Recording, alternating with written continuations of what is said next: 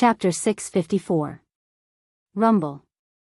Like meteorites colliding with each other in the universe, an earth-shattering sound reverberated. Rumble. The entire Chariot King Academy trembled slightly at this moment. Kacha. On the ground, huge fissures spread out like a spider web. Bang. The sturdy buildings quickly collapsed under the loud sound waves. Boom. Ripples filled with the force of the collision rapidly spread out from the point of impact. Finally, they heavily bombarded the boundary around Chariot King Academy, causing it to tremble continuously. The members of the demon, angel, and fallen angel factions that were maintaining the barrier all revealed looks of horror. The thunderous explosion shook the entire Horse King Academy's buildings. At this moment, in the center of the Horse King Academy, in a distorted space, like a churning volcanic crater, dense flames were constantly stirring up, turning into waves of fire that spread out in an arc. At this moment, the space of the Horse King Academy began to violently tremble, and huge cracks spread along the space itself, shattering like glass. It was a scene of the end of the world. In the Horse King Academy, countless people raised their heads, and looked at the waves of fire rolling in the distorted space with shock. Even if they weren't in the middle of it, many people still felt that the air seemed to have become much hotter. In the waves of fire that distorted space, Varley raised his hand, and firmly resisted a huge beam of light. His whole body seemed to be on fire, crazily burning with magical power. Clearly, the White Dragon Emperor's domain, half dimension, from before wasn't able to completely block Noah's attack that had multiplied by who knows how many times. Although the terrifying beam of light was directly weakened by half by the White Dragon Emperor's domain, half dimension, and was weakened by more than 80% in the distorted space, the remaining power still allowed the beam of light to fall on Varley's body. Fortunately, at this point, Varley wasn't unable to block it.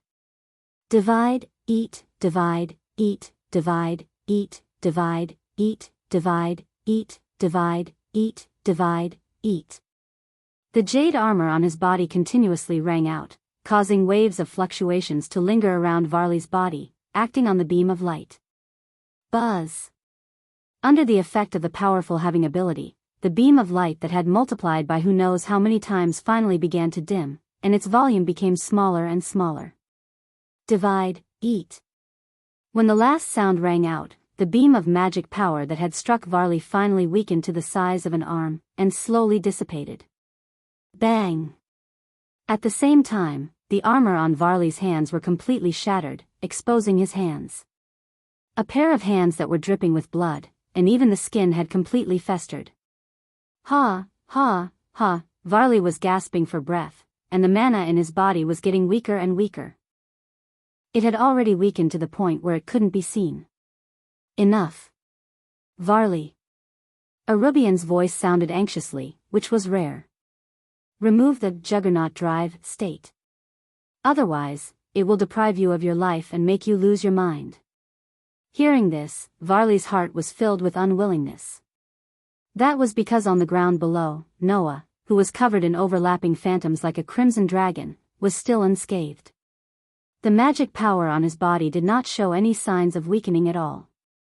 It was still as vast and powerful as before. If it weren't for the fact that he would lose his mind if he continued to maintain the Juggernaut Drive state, Varley definitely wouldn't mind continuing to fight if it was only depriving his life.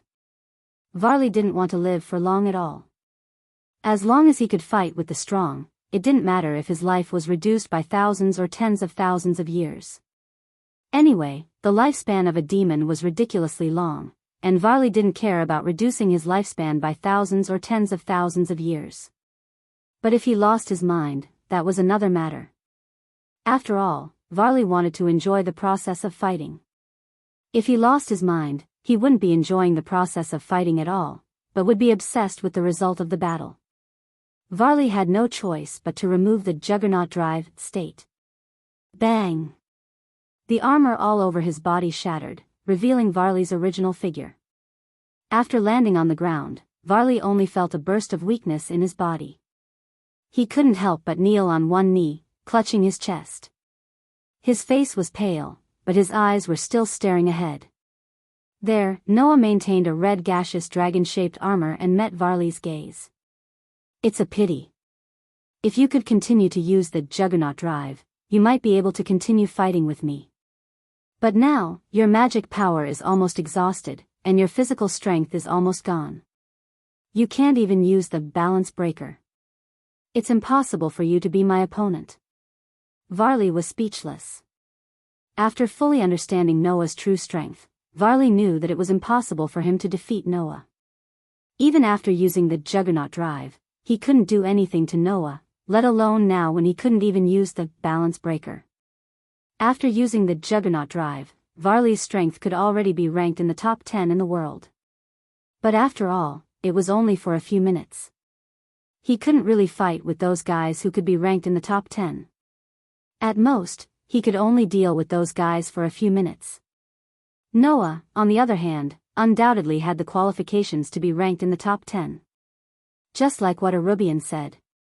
Varley previously underestimated Noah's strength. Bang! At this time, a loud noise came from the direction of the school building. Ah! In a chorus of screams, several figures flew out from the explosion of the school building. Like a kite with a broken string, they were scorched black and smoke rose from their bodies. They fell one after another around Varley. Seeing this, Varley's face changed. But Noah raised his eyebrows and smiled. It seems that the so-called descendants of the old Demon King are nothing more than this. The figures that fell around Varley were Cordelia, Karuba, and Cruzelii, who had previously made a high-profile appearance. As the descendants of the three demon kings, Leviathan, Beelzebub, and Asmodeus, these three demons were now gasping for breath and were on the verge of death. And in the distance, Sazax, Asashel, and Michael flew over with Lys, Canna, and a group of followers and landed on the side. Teacher, Lys and the other girls looked at the crimson dragon-shaped aura armor on Noah and were all surprised. Even Sazax and Michael seemed to be a little surprised, let alone Lys and the others. Asashel looked directly at Varley and sighed after a long time. You lost, Varley. It seems so. Varley forced himself to stand up, his eyes still staring at Noah with a burning gaze. As expected of the God-Slayer. It's great that such a person can become my rival. Hearing this, Asashel's side became even more obvious. Are you not going to surrender? I admit that I lost this time, but it's too early to surrender. I still have more powerful enemies to challenge. Varley glanced at Asashel and then looked straight at Noah. I'll say the same thing again. I'll be back. After saying so, a magic array appeared beneath Vale's body, enveloping him. He then teleported away, disappearing without a trace. From the beginning to the end, Asashel did not stop him and just looked at him in a daze. Is this okay? Noah said faintly. The next time we meet, we'll be enemies again. It's okay. Asashel pretended to be calm and looked at Noah with a smile. Aren't you still here? Noah immediately rolled his eyes, and the crimson dragon-shaped aura armor on his body slowly disappeared. One by one, demons, angels, and fallen angels began to fly over.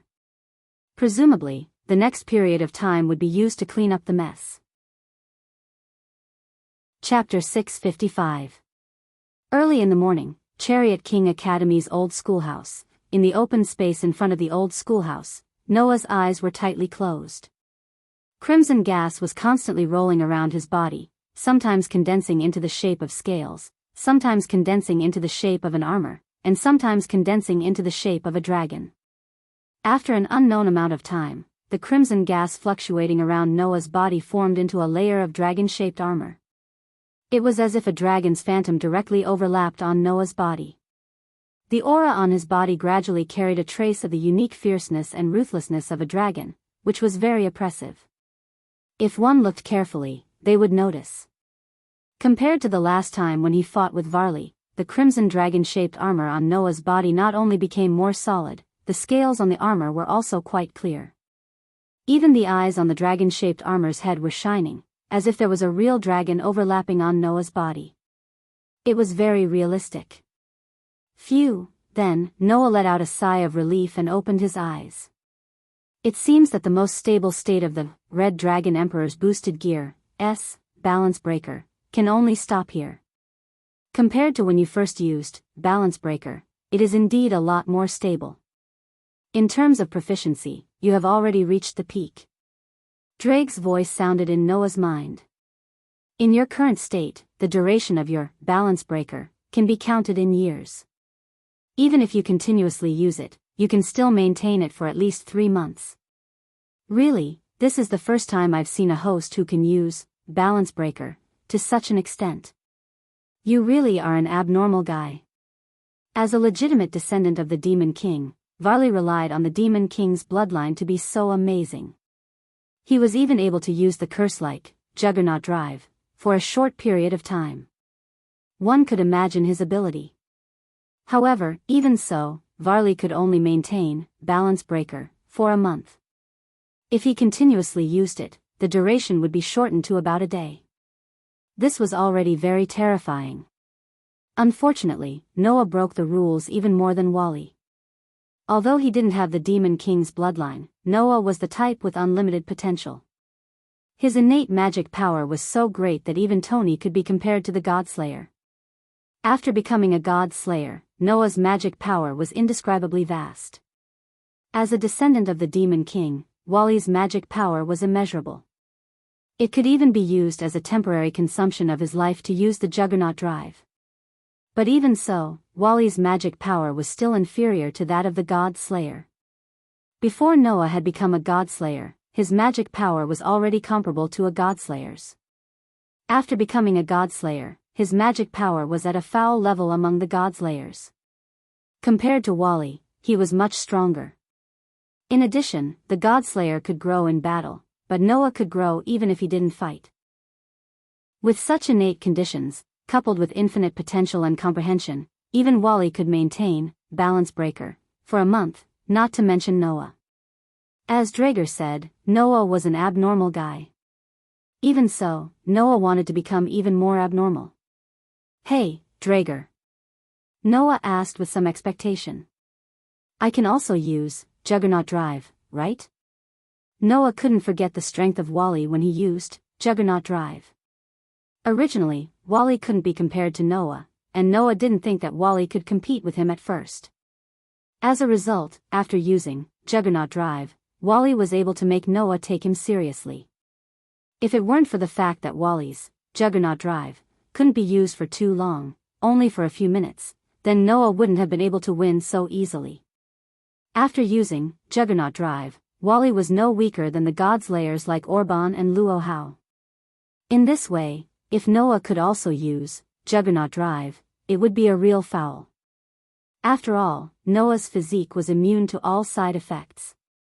Once he could use Juggernaut Drive, it would be a complete representation of this power. Unfortunately, you won't be able to use the Juggernaut Drive. When Noah was full of expectations, Drager poured a basin of cold water on him. The so-called Juggernaut refers to the ability of the sacred gear that has a sealed monster. The sacred gear of the 2 heavenly dragons is called the Juggernaut Drive because there is a sealed dragon. Now, I have been separated from the sacred gear and have been absorbed by your soul. Your sacred gear no longer has a sealed dragon in it, so how can you use Juggernaut Drive?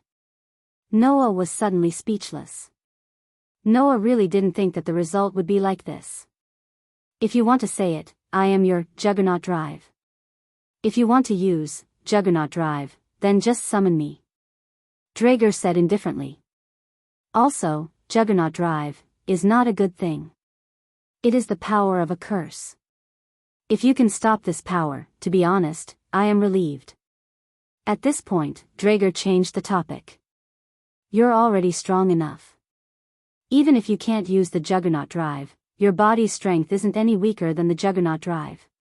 You're definitely one of the top existences in this world. You should be satisfied. Hearing Drager's words, Noah couldn't help but ponder. Now, Noah finally knew how strong he was in this world.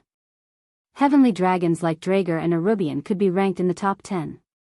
Existences like Noah, Warban, and Luo Hao, who were quite foul in the God Slayer, could also be ranked in the top 10 in this world. Even if he didn't take into account a trump card like the Warrior, Avatar, the beast horde avatar that could summon Bio and Drager, and the elf avatar that had no combat power, there weren't many in this world who could do anything to Noah if he only used the other 7 avatars. But, should he really be satisfied? One had to know that the person ranked first had limitless power, not to mention others. Noah didn't dare to say that he could compare to that person. If that was the case, could he really be satisfied? No, I still have more possibilities that I haven't unearthed. Noah's eyes flashed. If I can use my 10 avatars, further, my strength will greatly increase. That's right. Further use. Noah had already used the power of the 10 avatars to the extreme and unearthed all the possibilities. The next step was to persevere and strengthen it. However, that was only for the use of 1 avatar. If Noah could use 2 avatars at the same time, what would it be like? If it was possible, what would happen if he used 3, 4, 5, or even the final 10 avatars at the same time? Noah had this idea for a long time. Now, it was time for him to make further use of his authority. It wasn't familiarity, control, or unearthing, but a further sublimation. I haven't reached my limit yet. I still have more room for improvement. Noah clenched his fists, his eyes abnormally bright. After canceling the use of the Dragon Emperor, Noah walked towards the old school building. Chapter 656. Huh. In the Paranormal Research Department, Leah stared at Noah in astonishment, losing her composure. You want to challenge my brother? It was not just Leah. Even Zhu Nai, Kitten, Aisha, Genova, Irina, Label, Kiba Yuto and the others were stunned on the spot. Era. Zhu Nai, who had always been at a loss. What's going on? Sensei. Aisha panicked. Is there some misunderstanding between you and Lord Sazax? No, you're thinking too much. Noah smiled bitterly and shook his head. I just want to challenge Sazax, that's all. Challenge the Demon King? Genova stared blankly at Noah. But you're both the Godslayer and the Crimson Dragon Emperor. The previous few battles have already proven that you're no weaker than any god or demon king. Why do you still want to challenge the Demon King? It's just as Aisha said. Is there some misunderstanding? Irina raised her hand meekly. Actually, we can all sit down and talk, don't be rash. Lord Noah. Even Lei Bei Air was flustered. She no longer cared about her usual haughtiness and blurted out incoherently. If you hurt Lord Sazax, the demons will be furious. Kitten did not say anything in particular. She just stared at Noah with a puzzled gaze, as if trying to read something from Noah's expression. She was quite serious. One could only imagine how shocking Noah's words were. Challenging Sazax. That was indeed quite shocking. Undoubtedly, Noah and Sazax did not have any conflict. Why would he suddenly want to challenge Sazax? I'm sorry, Sensei. I don't know what you're planning, but could you please give up on that idea? Leah's brow was already tightly furrowed. Big Brother is the Demon King. He has already put in a lot of effort to maintain the order of the underworld. Furthermore, the 3 great forces are currently in the process of concluding a peace treaty. There are many things that need to be done. If possible, I hope that teacher will not propose any challenges at this time. Leah was hinting at Noah not to add to the mess. However, Noah did not change his mind so easily. That's fine. I just want to trouble you to pass the challenge letter. As for the time of the challenge, it's fine if we wait until Sazax is free. Noah made a direct declaration. All in all, I will definitely fight Sazax. Just pass on the message for me. With that, Noah turned around, intending to leave without waiting for Leah's answer. Wait. And seeing that Noah didn't seem to be joking at all, Lias panicked all of a sudden. Without caring about anything else, she hurried forward and grabbed Noah's hand. Shouldn't you at least tell me why you want to challenge my brother? I remember that you get along quite well with him, don't you? It seemed that even Leah thought that Noah was challenging Sazax because he had some conflict with the Demon King. At that moment, Noah could only shake his head helplessly. So, don't worry. I don't have any conflict with Sazax. I just need an opponent. Opponent? Everyone present, including Leah, was stunned. Yes, an opponent. Noah narrowed his eyes and smiled suddenly. An evenly matched opponent. That was the reason why Noah challenged Sazax. As early as the first time he saw Sazax, Noah had sensed that Sazax had an aura that was not inferior to that of an ordinary deicide, and could even catch up with ancient deicides like Warban and Luohao. At that time, Noah did not understand the extent of power in this world, and thought that the demon kings were about this level of strength. But now, after a period of understanding and Drake's explanation, Noah already knew that ordinary gods and demon kings could not reach this level of strength at all. Other things aside, as the leader of the fallen angels, Sazax definitely had the strength of a demon king or above. However, Noah felt that Sazax's strength was not at the level of deicides like Warban and Luohao. Sazax, on the other hand, could reach the level of an ancient deicides like Warban and Luohao, which proved that Sazax's strength could also be ranked in the top 10 in this world. In this way, Noah had a reason to challenge Sazax. It had been said before that ordinary training could not make a deicide stronger. A deicides could only become stronger in battle. Although Noah would enter a state of self-enhancement when he was not using it because of the past limited ability of the fusion of authority, that was at most an increase in the strength of authority itself. If Noah wanted to reach a new level of use of authority, he could only comprehend it through battle. In that case, it would definitely be more effective than Noah's rigid fumbling alone. This was a deicides. In order to reach a further use of the authority of the 10 incarnations, Noah only needed to fight. Therefore, Noah needed an opponent of the same level. An opponent who could be ranked in the top 10 of this world, who belonged to the world's top powerhouses. Among the existences that Noah knew, only Sazax could meet such an opponent. Therefore, Noah could only challenge Sazax. I know that it will be difficult for you to make such a sudden request, but I don't want to do anything. Just tell Sazax that I can do it at any time. Noah sighed. If you can agree to my request, I'll be very happy. Seeing that Noah did not seem to be faking it, Riaz and the others looked at each other. At that moment, a frivolous voice echoed throughout the Supernatural Research Department. That sounds interesting. Let me give you a hand. As those words were spoken, a figure appeared on the luxurious desk of the Supernatural Research Department accompanied by the light of a teleportation circle. He sat on top of it and imprinted himself into everyone's eyes. Athasiel? Everyone was astonished. The one who had come was none other than Asashel. You want to challenge Sazax, don't you? Athasiel said to Noah with a standard malicious smile on his face. I can help you contact Sazax. Hearing that, Riaz put on a straight face. What do you want? Not only Riaz, but even the group of kin stared at Athasiel with extreme vigilance. The man in front of them was no ordinary fallen angel, but the leader of the fallen angels. Simply put, he was the leader of the bad guys. Who would not be on guard? Don't be so nervous. There's no harm in it anyway, is there? Athasiel himself was extremely nonchalant. You need to go to the underworld during summer vacation, right? By then, Sazax will probably have some free time, right? Then a fight shouldn't be a problem, right? Noah's heart skipped a beat as he looked at Riaz. Are you going back to the underworld during summer vacation? Usually, I will go back to the underworld during summer vacation. Riaz glared at Athasiel, but still answered truthfully. And this time, there's a gathering of the new generation of demons during summer vacation. Including me and Kana, several young superior pure-blooded demons who are about to debut into adulthood will be attending. So, I plan to take my servants to the underworld during summer vacation.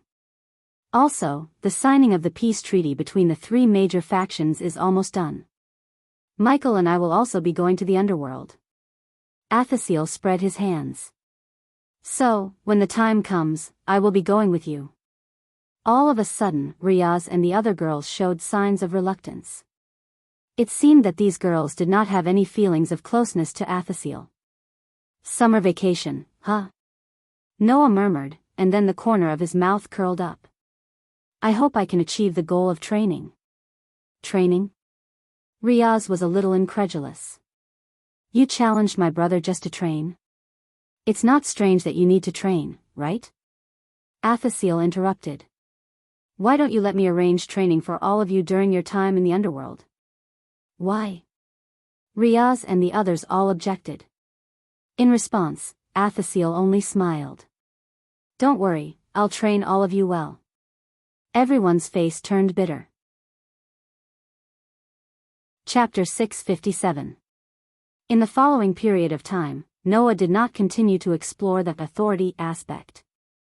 Instead, he obediently waited for the arrival of the summer vacation. It was not that Noah suddenly became less diligent. Instead, after that, Noah also tried to use the state of two avatars at the same time. In the end, it almost put Noah in a sorry state. Originally, Noah's 10 avatars belonged to the authority level of cheating. Each avatar could almost be used as an individual authority. Whether it was practicality or practicality, including the power itself, it was no different from an ordinary authority. Under such circumstances, although Noah's 10 avatars could only be regarded as one authority, no matter how one looked at it, they could be regarded as 10 authorities. As such, when Noah used two avatars that were comparable to the authority at the same time, the burden was so heavy that Noah found it hard to believe. First of all, because of the use of two avatars at the same time, the magic power in Noah's body was being consumed at an incredible rate. It even caused the already extremely large amount of magic power to boil, making Noah's magic power almost go berserk like when he was a child. That was because Noah did not have complete control of the power of two avatars at the same time. Secondly, using two avatars at the same time put a huge burden on Noah's body. Noah's whole body creaked as if it was about to collapse. It also made Noah's head feel like it was about to explode.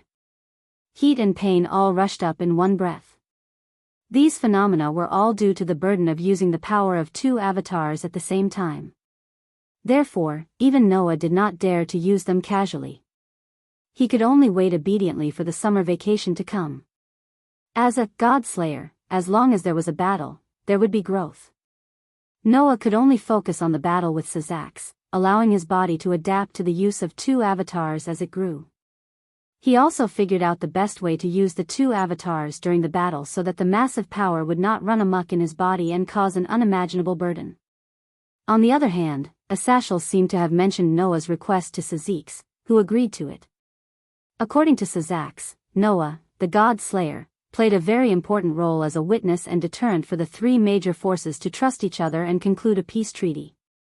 In addition, during the meeting between the three forces, he had directly faced the attack on the three forces, helped them defeat the strong enemy, and captured the descendants of the three former demon kings, Leviathan, Beelzebub, and Asmodeus.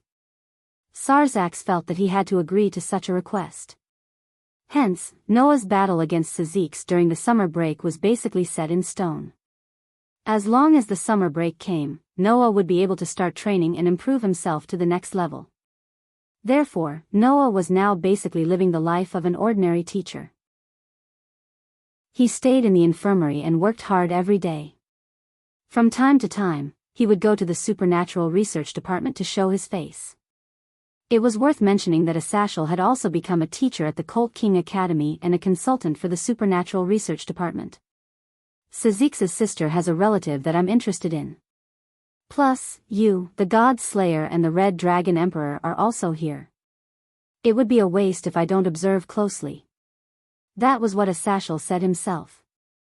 However, Noah felt that Asashel had another reason for doing so. I heard that one of my subordinates seemed to have wanted to make a move on the child named Aisha. Really, they kept causing trouble for me. I have no choice but to think of a way to make up for it. This was another way of saying by Asashel. Noah did not have any objections to this. However, it was said that under Asashel's request, Liaz and her family had to train in the underworld during the summer break. including Aisha. Boo-hoo. On the way home, Aisha said a little uneasily. Will I really be okay? It's just training for a while. Don't worry. Noah patted Aisha's head. Besides, Aisha is not a combatant. She's a support type. Your training won't be too dangerous. But I'm also a pawn, Aisha said with tears in her eyes. Sister Leah said that the role of a pawn is to charge into the enemy's main camp. Only then can you gain the right to be promoted and be a pawn. It was also said before that a pawn had the ability to upgrade to any pawn other than the king in the enemy's camp when they obtained the permission of the king. They could obtain the ability of that pawn and change it at will. This included the queen. It was also because of this that generally speaking, pawns were better at charging into enemy lines and fighting head-on. Very few pawns were focused on healing. For Aisha, this must be something that she was very concerned about, right? However, Noah had a different opinion. Who said that pawn can't focus on healing as a support? Members who focus on healing need the ability to protect themselves the most. As long as they can protect themselves, even if their teammates fall, they can still heal them and let them return to the battlefield. If they are defeated, it will be a real loss, Noah said. And pawns can be upgraded. As long as they can be upgraded to a rook, not to mention attack power, the enhanced defense will increase your survivability. If you are upgraded to a knight, you will also gain a speed bonus. If you are targeted by the enemy, you can immediately run away. If you are upgraded to a bishop, you will be able to increase your magic power and increase the effectiveness of your healing. Not to mention, if you are upgraded to a queen, you will gain all the special abilities. You have 4 pawns in your body. Those powers will definitely increase your strength. Noah patted Aisha's shoulder. So, don't think too much. It's just a different direction of development. It's definitely not that you are not suitable to be a pawn, understand? Hearing Noah's words, Aisha suddenly became a lot more spirited. Understood, teacher. I will work hard. Noah nodded with satisfaction. At this time, Noah also noticed. Kitten, who was standing at the side, had been maintaining her silence. She lowered her head and walked silently. Kitten was indeed a synonym for silence. However, Kitten was usually not silent to the extent that she almost did not say a word. This made Noah feel a little strange. He could not help but ask. What's wrong? Kitten? However, Kitten did not seem to hear Noah's voice at all. She still lowered her head silently and continued to walk forward. Noah, who felt more and more that something was wrong, patted Kitten's shoulder. Why aren't you saying anything? Kitten. Ah. Kitten seemed to have been startled awake and came back to her senses. What's wrong? Noah frowned. Did Kitten not hear Noah's words all this time? Kitty-chan. Aisha also said with a little worry. Are you feeling unwell? No, it's not. Kitten shook her head, but did not explain anything. She quickened her pace and walked forward. Kitty-chan.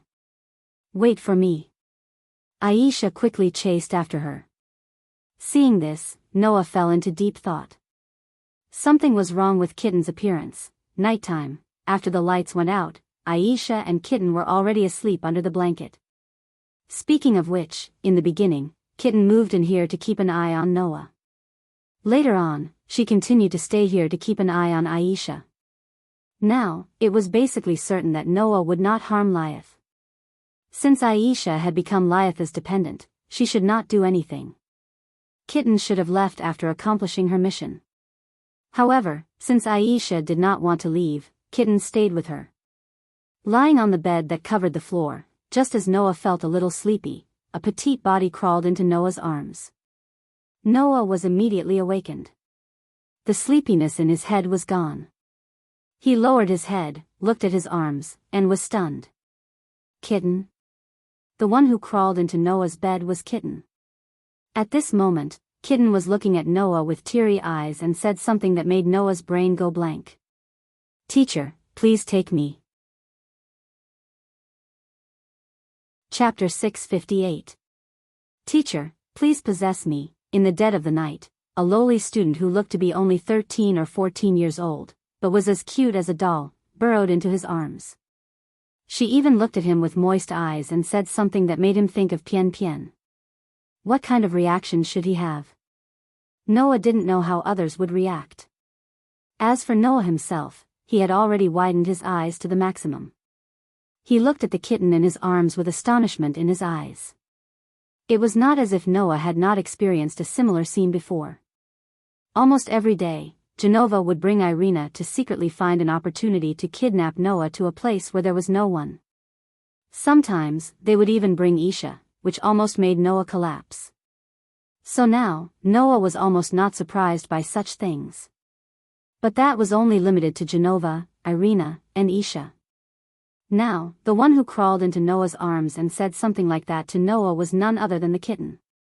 The kitten who always had a disgusted attitude towards sex, and when Noah took advantage of Noah, the kitten would not hesitate to throw an iron fist at him. How could Noah not be surprised when the kitten suddenly crawled into Noah's arms like that? But the kitten didn't seem to be joking. Meow, just like a real cat, the kitten in pajamas had an intoxicating blush on her cheeks that could be clearly seen even in the night, and she let out a cute meow. She gave off a charming feeling. Then, the kitten approached Noah in a daze. She sat up from Noah's arms and began to unbutton her pajamas. She didn't give Noah any time to react. When the kitten unbuttoned her pajamas, she threw it away. When he threw it away, an extremely petite, yet abnormally soft and fair body entered Noah's eyes. Only then did Noah realize that the kitten was not only not wearing any underwear, but her lower body was also completely naked. Even if it was said that once the kitten undid the pajamas on the upper half of her body, her entire delicate body would be completely naked. In this state, the kitten's breathing was rapid and her face was flushed. She bent down and hugged Noah tightly. The next moment, a soft body that was completely soaked in sweat pressed against Noah's body. Immediately, the kitten began to take off Noah's clothes. Wait! Kitten! Seeing that the kitten didn't seem to be joking, Noah quickly grabbed the kitten's hand. What's wrong with you? You've been acting weird since today. Teacher. The kitten raised her head, her beautiful big eyes filled with tears. I'm sorry, I can't control myself. Saying this, the kitten directly grabbed Noah's hand and pressed it on her small breasts. Although it was very small. But that soft touch did pass through the palm to Noah's nerves. Meow, the kitten made a sweet sound that was very comfortable. Noah's hand was almost frozen on the kitten's body, and even his expression was completely frozen. What happened? What exactly happened? What the hell was this situation? What happened to the kitten? When Noah was puzzled by this, the kitten had already bent down again. With an extremely seductive expression, she actually licked Noah's neck. Oh. Teacher's taste, clearly feeling the unique touch of the kitten's tongue, Noah's whole body quivered. You know. Even Mira and Lisanna didn't lick Noah's body like this. Now, Aloli was tempting Noah like this. How could Noah bear it? Moreover, the kitten's tongue that was licking Noah's neck was constantly moving. Moving to Noah's cheek, then moving to the tip of his nose, and finally, even moving in the direction of Noah's mouth, and constantly licking the corner of Noah's mouth. Feeling that something was wrong, Noah immediately broke away from the kitten's hand, put his hand on the kitten's extremely slender shoulder, and pushed the kitten away. Kitten, what's wrong with you? Oh.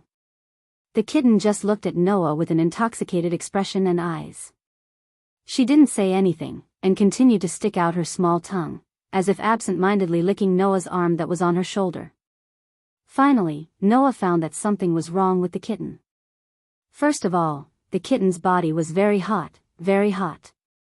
Her whole body was emitting a surprising amount of heat, making her face that red. Secondly, there was a trace of shadow in the kitten's eyes. Her eyes that were full of water kept shaking, but there was no focus at all. That was simply a sign that she had lost her mind.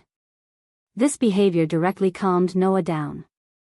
Then, a scene that surprised Noah appeared in front of Noah's eyes. Meow, only to see, in the kitten's coquettish voice, a pair of white cat ears appeared from the kitten's head, constantly twitching. Immediately, on the kitten's petite buttocks, a small white tail suddenly stretched out and wrapped around one of Noah's arms, wriggling non-stop, giving Noah a ticklish feeling. At the same time, Noah's extraordinary sensing ability also felt an abnormal fluctuation of power from the kitten's body in this posture. That was neither magic nor light power, a completely new kind of power that Noah had never encountered before. That power was like the aura flowing in nature. It was very pure and pure. The kitten was actually hiding such power? Moreover, what's with this posture? Just as Noah was surprised, the kitten's hand reached towards his lower body. This time, Noah finally could not stay calm. Sorry, kitten, you should sleep first. Noah suddenly reached out a hand and pressed it behind the kitten's neck. A faint trace of magic hit it, causing the kitten's pupils to dilate, her head to tilt, and she fell directly into Noah's arms, unable to get up again. Noah then heaved a huge sigh of relief. He got up, and after feeling the temperature of the kitten in his arms gradually drop, he murmured.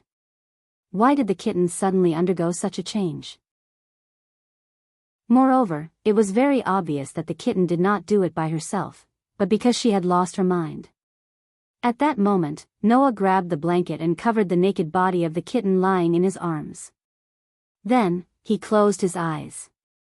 Drager, wake up, I have something to ask you. Usually, Bo and Drager, who were purely residing in Noah's soul with their consciousness, were unable to stay awake.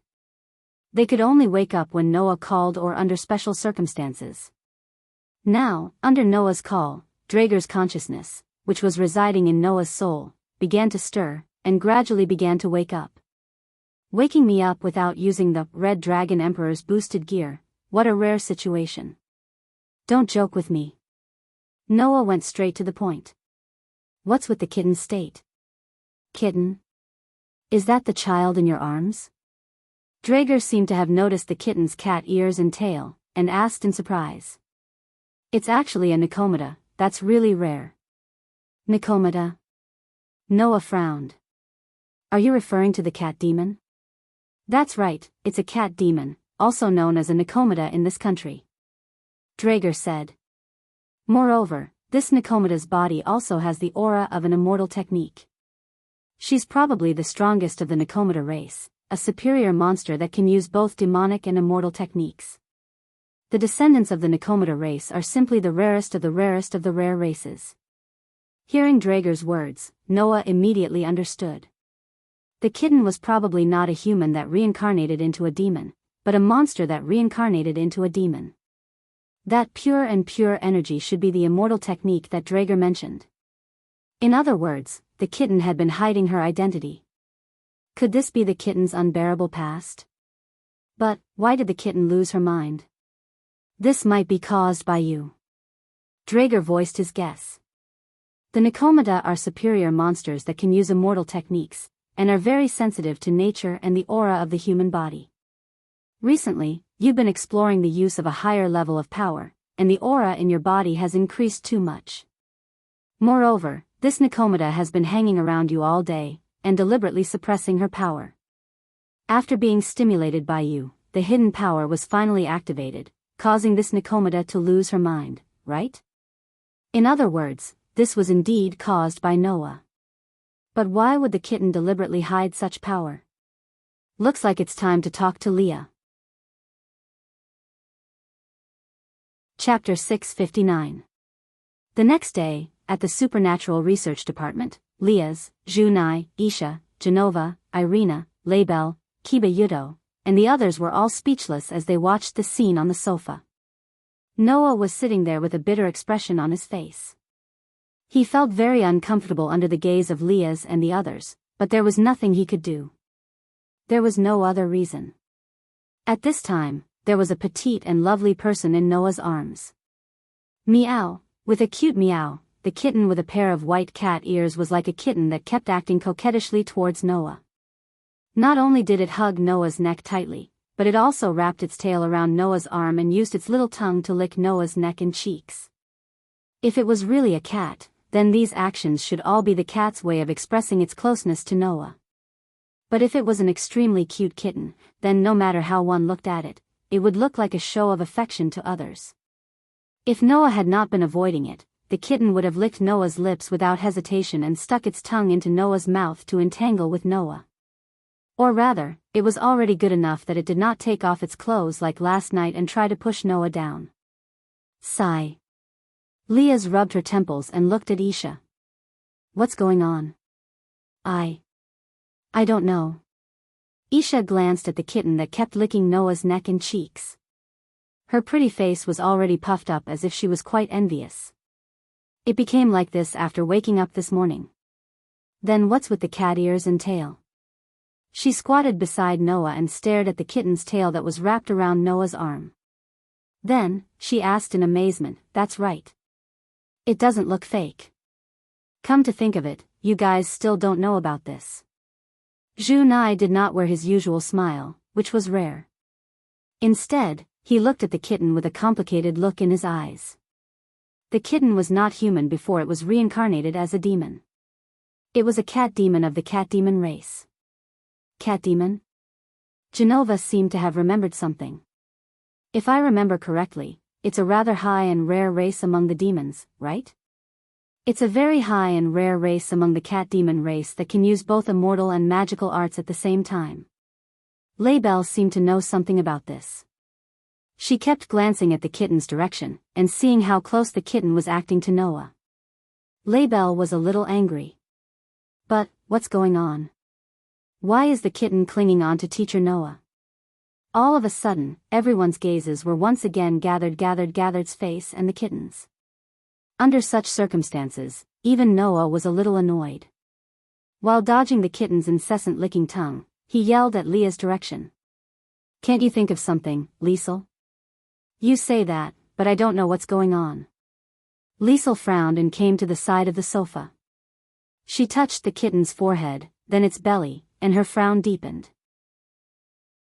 "Its body temperature is very high, and its behavior is very abnormal. The kitten must have lost its mind. Why is it like this? It seems to be because of my influence." Noah recalled Drake's guess. According to Drake, the kitten is a rare cat demon that can use immortal spells. It's very sensitive to chi. Recently, I've been exploring new ways to use my power, which caused the chi in my body to increase greatly. Moreover, the kitten has been hiding its immortal spell power, so it was stimulated by my greatly increased chi, which caused the kitten to lose its mind. Is that so? Liesel was relieved. It's probably because the kitten lost its mind that Nicomeda's estrus period was stimulated, and it was stimulated by your chi. That's why the kitten uncontrollably clinged onto you, right? Nicomeda's estrus period? Noah muttered, but before he could think about it, the kitten came up and licked Noah's lips, causing Noah's face to crumble. By the way, why is the kitten hiding its identity and power? Aside from Aisha, Genova, and Irina, who were former believers of the church, Liesel, Junai, and Kiba Yudo all lowered their heads and fell into silence. Even Laybell seemed to have thought of something. Could it be, seeing that, Noah turned his gaze to Laybell. "Laybell, do you know what's going on?" "Ah." Laybell did not expect Noah to ask her directly. She panicked a little at Noah's question, and then deliberately coughed and pretended to be calm. I've only heard about it. Even if you ask me, I can't tell you too much." Although she said that, Laybell also began to explain. "I once heard that a few years ago, a superior demon found a pair of homeless cat demon sisters whose parents had died. They had no one to call home and no one to rely on. He took a fancy to the cat demon sister's potential and made the cat demon sister his family." Laybell's expression suddenly became serious. However, the cat demon sister's potential was above that superior demon's estimation. After being reincarnated as a demon, she grew very quickly and obtained extraordinary power, surpassing her master in a short time. Moreover, she was devoured by an excessively powerful force and turned into an evil person who only cared about blood and battle. Noah's expression darkened at that. Backlash of power. In other words, the cat demon sister went berserk because of an excessively powerful force? This made Noah involuntarily recall his childhood. The cat demon sister, whose power increased endlessly, killed her master in the end and became a lost demon. Moreover, she was one of the most dangerous lost demons. She was able to annihilate all the demon troops that were pursuing her. Even now, no one has been able to bring her to justice. Label secretly glanced at Kitten. In the end, the superiors decided not to pursue the cat demon sister for the time being to avoid unnecessary sacrifices. Instead, they turned to the cat demon sister and held her accountable. It said that they were worried that the cat demon sister would lose control in the future, so they planned to execute the cat demon sister. With that, Label closed her mouth and did not say anything else. This was because Lilith sighed. It was Big Brother who saved her and convinced all the superior demons to hand her over to me to manage. She became my dependent. At this point, there was no need for any more explanation. Needless to say, the cat demon sister must be Kitten, right? Ever since she became my family, I've never seen Kitten use any sorcery or immortal arts. She rarely even uses her mana, and only uses the rook attribute to attack and defend in battle. Lilith stroked Kitten's head affectionately. Kitten was worried that she would end up like her sister if she used that power. She would be consumed by the power, lose her mind, and become an evil person who kills without batting an eyelid. That's why she's been hiding her identity and power. Everyone present fell silent. Junai, Label, and Kiba Yudo should more or less know about Kitten's situation, right? As for Aisha, Genova, Irina, and the others, they did not expect Kitten to have such a past. Even Noah's gaze became complicated when he saw Kitten with red cheeks and moist eyes. She kept coming up to him and licking his face and neck like a spoiled child. According to their previous conversations, Noah knew that Kitten had a past that he did not want to recall. However, Noah did not expect that Kitten's past was somewhat similar to his own. She was worried that her power would go berserk, so she deliberately hid her power.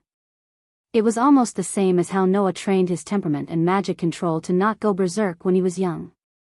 The difference was that Noah chose to take the initiative to train himself due to his exceedingly powerful power, while the Kitten sealed that power away as if it was escaping from it. One intended to treat the root of the problem. The other intended to treat the symptoms. That was the difference. Of course, the current problem was still to solve Kitten's mental disorder. There's no other way. We have to go to the underworld ahead of time. In the end, Lilith made the decision. If we go to the main family, we should be able to find more information about the Nikomata clan. Noah could only nod. Chapter 660. There was about a week left before Colt King Academy's summer break. With Noah and Leah in the lead, the entire paranormal research department had applied for leave and started their summer break a week earlier. They followed Leah to the station closest to Colt King Academy. Station? Noah asked Leah as he hugged the kitten that was clinging to him tightly, despite the strange looks from the people around him. Why are we at the station? Do you even need to ask? Leah answered matter-of-factly. To the underworld, of course. Underworld? Could it be that taking the train at the station will bring us to the underworld? Then this underworld is really down to earth. Noah could not find the words to complain, but he could not tell what was going on either. All he could do was hug the kitten obediently and follow Leah.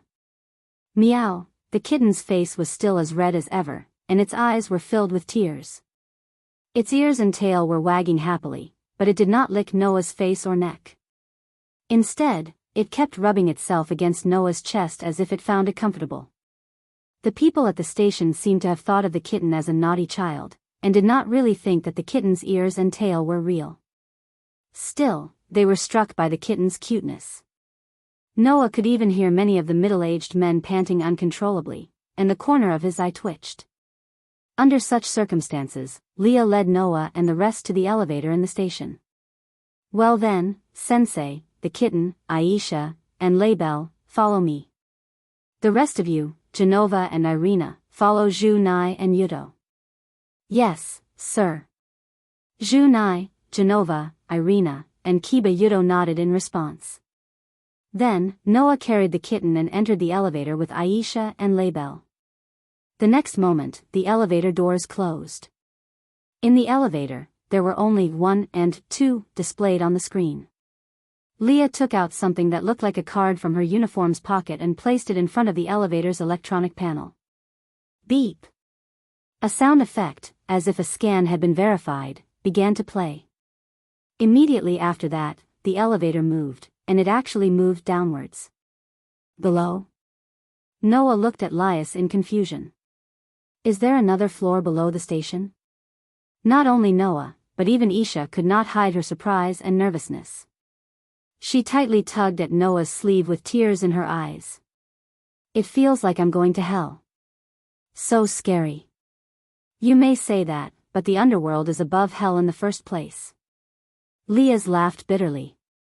The hell that contains the souls of the sinners of this world is below the underworld. Therefore, going to the underworld is equivalent to going to hell. Ah. Aisha was even more scared now. Undoubtedly, he's going to the underworld before he dies. Will he not be able to come back? Looking at Isha's timid appearance and innocent words, everyone could only smile helplessly. There's a secret floor under this station, a place that only demons know about. On the side, Label acted as a commentator. That's a route used exclusively by demons. Most humans would never be able to enter it in their entire lives. Places like this are not only hidden in this station, but also in this town and other places in the human world. At that, Label suddenly said to Noah with a fake smile. By the way, teacher, you must be tired from carrying the kitten like this. Why don't you put it down? Label's sudden change in topic almost made Noah unable to react. When he did, he sighed. I want to as well, but do you think it's possible? Meow. The kitten seemed to be pandering to Noah's words. It hugged Noah tightly like a spoiled child and kept rubbing against Noah's chest with a satisfied look on its face. Ugh. Isha and Label immediately teared up at the same time. I'm so envious. While they were chatting, the elevator finally stopped and the door gently opened. What appeared in front of Noah's group was an extremely vast space. It was like a huge hole in the ground. Its structure was very similar to a platform in a train station, but the furnishings were somewhat different from a human train station. There was also a space for a track. With that, Noah finally confirmed it. If they wanted to go to the underworld, they would need to take a car and not just take an elevator. After a while, Zhu Nai and Kiba Yudo brought Genova and Irina down. This is the underworld? It doesn't feel like it. It seemed that even Genova and Irina thought that they could take the elevator directly to the underworld. Once they came out of the elevator and saw the vast space in front of them, they were immediately confused. Ignoring Genova and Irina's confusion, Liath clapped her hands.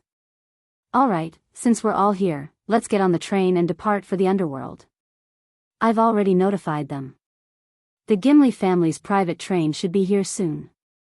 As soon as this sentence fell, in front of the tracks, a train with sharp angles and engraved with patterns representing demons suddenly appeared in a burst of spatial fluctuations. It directly drove out of space and stopped on the tracks. So, we need to take a train to the underworld? Beep. The train's whistle echoed in the space. Sitting in the middle of the train, Noah, who was hugging the kitten, looked out through the window and saw a space that swayed like water waves. Clearly, this train was passing through the barrier between the human world and the demon world, heading toward the underworld. Since she was the owner of this train, Liath went to the carriage at the front of the train. With Noah in the lead, the Gimli family members sat in the middle of the carriage. A train to the underworld, how should I put it? It feels like a horror story. Aisha, Genova, and Irina were gathered together. They leaned against the car window with great interest, looking at the scenery outside and chatting happily. Speaking of which, why do we need to take a train to enter the underworld? Noah turned his head and looked at Zhu Nai and Label, who were also talking. Isn't there a magic circle that can transfer to other spaces? Can't we just use the magic circle to enter the underworld directly? Generally speaking, you can do that, Zhu Nai explained. However, people like Teacher who enter the underworld for the first time have to go through an official channel to enter the underworld. Otherwise, it will be treated as illegal entry. Minister Lyeth should be handling the official entry procedures for Teacher right now, right? Entry? Noah was speechless. So, entering the underworld also requires entry procedures? How should I put it? Is that the underworld that everyone fears? Or is it some foreign country that provides travel for others? It feels like there's something wrong with all kinds of things, that. Laybell began to fidget for no reason. Her pretty face was also slightly red. She looked at Noah and mustered up her courage. Teacher, if you have time, you can also go to Phoenix's house. Phoenix's house? Noah found it strange. Why go to Phoenix's house? Nothing. Laybell lowered her head, and her voice became inaudible. It's just that my family wants to see you. Laybell's voice was very soft, but Noah still heard it. At that moment, Noah could only laugh dryly. An hour later, looking up at the sky that was as clear as a lake, and then at the huge building that resembled a castle, Noah, who was once served like a king by the people of the magic world, was speechless. This is the Gimli family's house. Lyeth said proudly to Aisha, Genova, Irina, and Laybell. From today onwards, this is also your home. After all of you are my family, and Laybell is no exception. Apart from Phoenix's house, please treat this place as your home as well. Yes, Lady Leah, Laybell replied obediently. Aisha, Genova, and Irina, on the other hand, were so stunned by the huge building that they had yet to react, and did not know how to reply. Anyway, come with me to meet my family first. Leah shook her head with a smile, and then looked at Noah. Teacher, you should take the kitten to rest first, and have Gulifia take you to my brother later. He should know how to solve the kitten's problem. Sazax? Noah narrowed his eyes slightly. Is he free now? I don't know if he's free. Leah only then remembered the duel between Noah and Sazax, and her expression became more or less serious. But my brother should meet you. Noah nodded, and the corner of his mouth slowly curled up. This is getting more and more exciting, Sazax. Chapter 661. In a room as spacious as the hall of a mansion, Noah let the kitten lie down on a bed that was large enough for 5 people to sleep on. Meow, at this time, the kitten seemed to be really tired. She closed her eyes and with a sweet voice that made people want to hug her tightly, she curled her body and fell into a deep sleep. Looking at the kitten's cute and coquettish behavior that would never be displayed by the taciturn kitten, Noah was speechless for a long time. To be honest, seeing the kitten like this, Noah wondered if he should let the kitten return to her original state. If he let the kitten return to her original state and found out that she had fallen into such a strange state because she deliberately hid a power that she didn't want, the kitten would definitely be very sad, right? Moreover, if she returned to her original state, it would mean that the kitten would remember her unbearable past and return to her taciturn self. Compared to that, Noah felt that the current mentally unstable kitten that was as unrestrained and innocent as a normal kitten was more suitable for the kitten. However, this thought should not have existed. Even if there was an unforgettable sad past, it was also proof that he had once existed. If he didn't bear it, it would mean that he was escaping. Moreover, no one knew better than Noah what kind of life would be like without a past. The feeling of not knowing where he came from, not knowing what kind of existence he was, and not even knowing if he should appear in this world, if possible, Noah didn't want to experience it a second time. Presumably, the kitten was the same, right? Therefore, forgetting was definitely not a good idea. Only by facing the problem could he solve the problem. Rubbing the kitten's small head, Noah said as if he was talking to himself. In this world, there has never been a wrong power, only wrong people. As long as you use the power well, then even the power of a curse can become right. Don't reject yourself. Not sure if the kitten heard Noah's words, but the pair of ears of the sleeping kitten moved slightly, and then there was no other movement. Seeing this, Noah only rubbed the kitten's head lovingly, then stood up and walked out of the door. Lord Noah. Outside the door, Gulifia, dressed as a maid, bowed to Noah as if she had been waiting for a long time. Lord Sazax is waiting for your arrival. Sazax?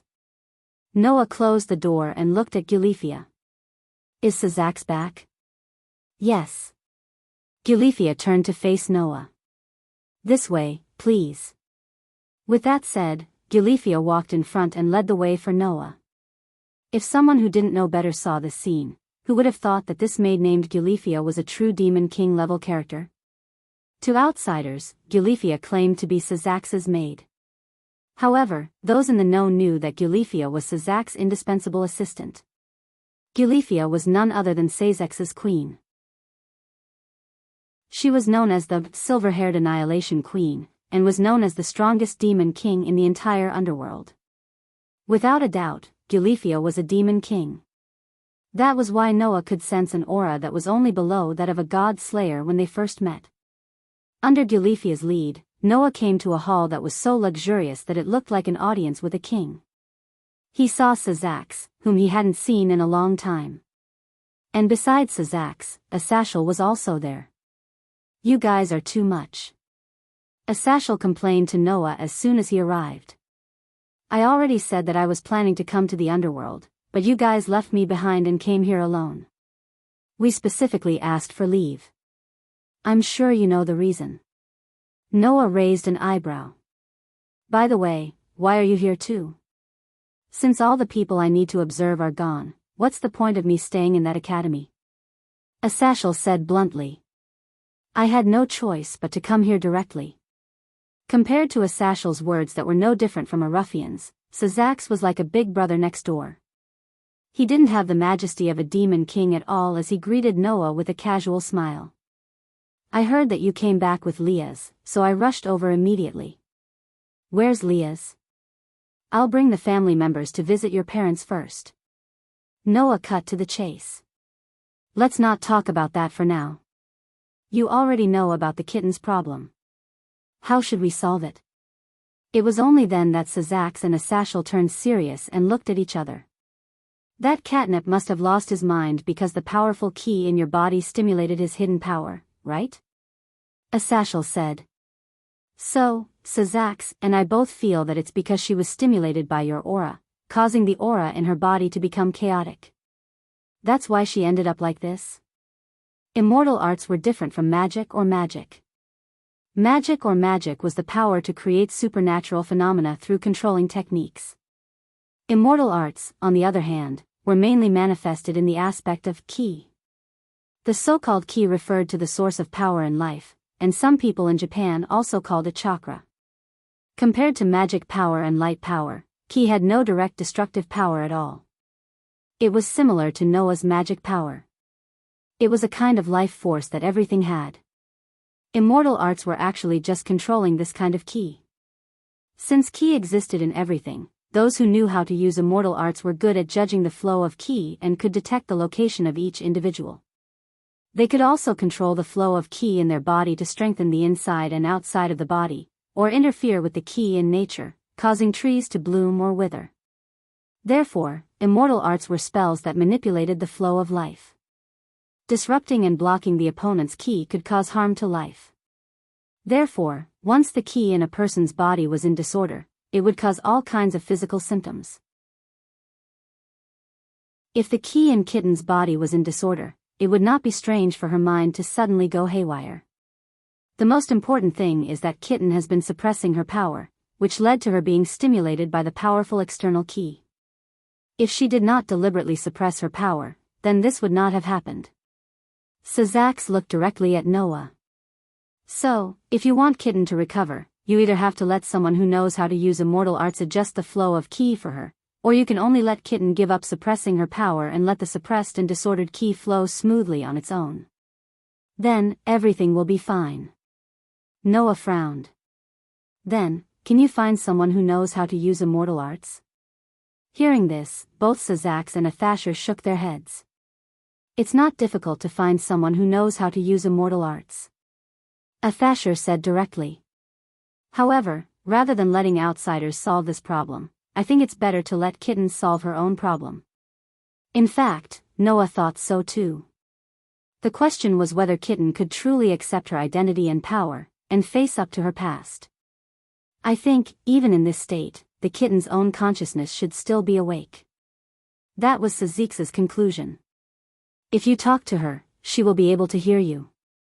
Noah muttered to himself. One was a way to treat the symptoms. The other was a way to treat the root of the problem. Then, there was no need to consider which one to choose. I'll try. Noah could only give this answer and immediately looked at Sazix. Then, when should our duel begin? I wouldn't dare to be unprepared if I were to fight you, the most powerful red dragon emperor in history. Sazix laughed bitterly. Then, as if he had thought of something, he suddenly smiled. Actually, what you want is not a duel with me, but a battle where you can exert your full strength, right? Noah nodded. Then, give me some time to prepare. Sazix smiled meaningfully. When the time comes, I'll make sure you're satisfied. Let's set the time for 5 days later. Athasher said. I'm also going to arrange about a month of special training for Leah's family. Your battle will begin then as well. Noah nodded heavily, his heart beginning to look forward to it. Chapter 662.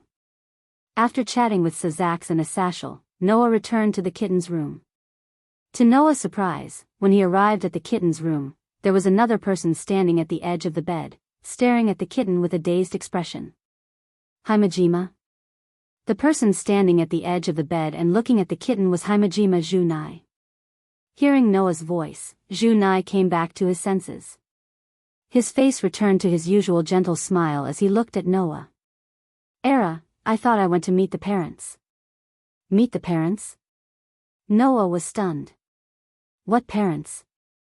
Don't tell me you've forgotten. Junai tilted his head and reminded him. In terms of status, you're still the fiancé of Minister Lias. After being reminded by Junai, Noah remembered that there was such a matter, and he immediately laughed bitterly. What about you? Didn't you go with Lias to meet her parents? I've seen the minister's parents many times. This time, the minister wants to introduce a new family member to his parents. So, I asked for permission to come here to take care of the kitten. Junai chuckled. The minister's parents are unexpectedly very fond of the minister. Once they meet, they probably won't be able to leave before night falls. If you want to meet the parents, you can do it now. Under Junai's teasing, Noah could only roll his eyes. He came to the edge of the bed, sat down, and gently smoothed the hair on the sleeping kitten's forehead as he said to Junai. Sazix said that the kitten can hear us now. Do you have anything to say to the kitten? Anything to say? The smile on Junai's face slowly disappeared and was replaced by a complicated expression. Should I say, a lot? Is it a lot? Noah looked at Junai. But I don't think you're talking to the kitten much. Because the kitten can understand what I want to say even if I don't say it. Junai's eyes became extremely complicated. After all, we are the same kind of people. We all hate the blood and power in our bodies. You hate your own blood and strength? Noah's heart skipped a beat, but he didn't say anything. However, Noah couldn't help but sigh. Sure enough, everyone has an unbearable past. That's right. Junai gave a rare bitter smile. Unfortunately, I can't give it up. So, we can only choose to face it head-on, Noah said meaningfully. Immersing yourself in the sorrow of the past will only lead to stagnation. Teacher, this is how you got here, right? Junai smiled. However, that smile seemed forced no matter how one looked at it. As expected of the God Slayer and the Red Dragon Emperor. Compared to us, teacher is really too strong. No, you're wrong. I'm not strong at all. Noah directly denied it. When you realize that you have something that you can only do now, and a group of friends who are constantly supporting you and silently encouraging you, you will know that you don't need a strong will to face the past.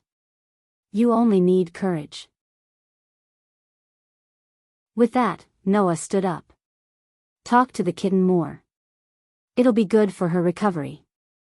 With that, Noah walked out of the kitten's room, leaving Zhu Nai alone.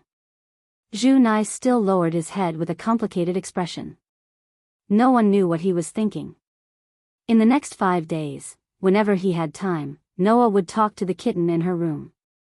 Not only Noah, but the girls, including Lias, who knew about the kitten's situation, would find time to come to the kitten's room and talk to her about all kinds of things. No one knew if it was because all her previous energy had been used up, but the kitten had not been able to wake up in the past 5 days. She had been in a deep sleep. Asashel felt that the kitten was consciously refusing to wake up. She was immersed in confusion about her own power. So, if he wanted the kitten to wake up, it would probably be up to the kitten to face him and accept his power. At that time, the kitten's mental problems would also be solved, right? During this period, Noah also met with Lias's parents a few times. It was mainly about Lias's engagement. It had to be said that Lias's parents really wanted to marry Lias off. During this period of time, they had been indirectly interrogating Noah, asking him when he was going to marry Lias and when she would give birth to a grandchild. Noah was quite speechless when he heard that.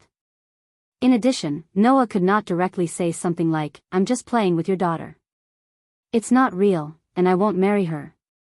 In the end, Noah could only brush them off. Under such circumstances, 5 days passed by. On this day, with Noah and Lias in the lead, a group of Jimenez's family members gathered in the courtyard in front of the Jimenez's house. Everyone was wearing sportswear, even Noah. Standing in front of everyone was Asashel. At this moment, Asashel was holding a teaching material in his hand as he bluntly said this. "I'll say this first. The training I'm going to arrange for you is mainly designed for the future. Some people will show results immediately, and some people will have to continue for a long time to see results.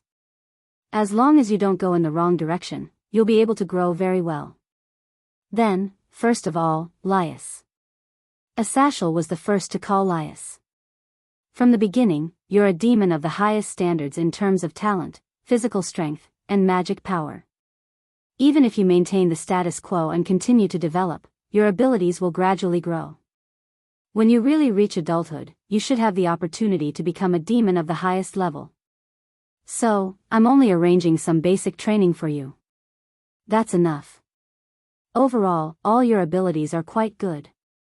Because of this, you only need to do some basic exercises to improve your strength." After saying that, Asashel turned a page of the teaching material in his hand. Next is Zhu Nai. Yes. Zhu Nai, who was called by Asashel, did not seem very happy.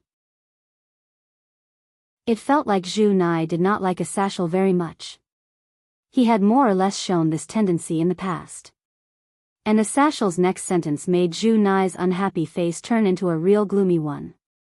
"You have to accept the blood flowing in your body." His words made Zhu Nai squint his eyes and stare at Asashers. "I don't need to accept that kind of thing." "Is that so? But that's your own body, isn't it? Denial will only make you weaker, right?" Asashel did not even look at Zhu Nai and said bluntly. "You've seen what kitten is like. No matter how sad or painful it is, you have to accept everything about yourself. You and kitten's weakness is yourselves. If you don't overcome this weakness, you'll only become a burden in future battles." Zhu Nai did not respond. Instead, he lowered his head with an uncertain expression on his face. In this regard, Asashel continued to speak as if he did not realize it. Next is Sawmill. Yes.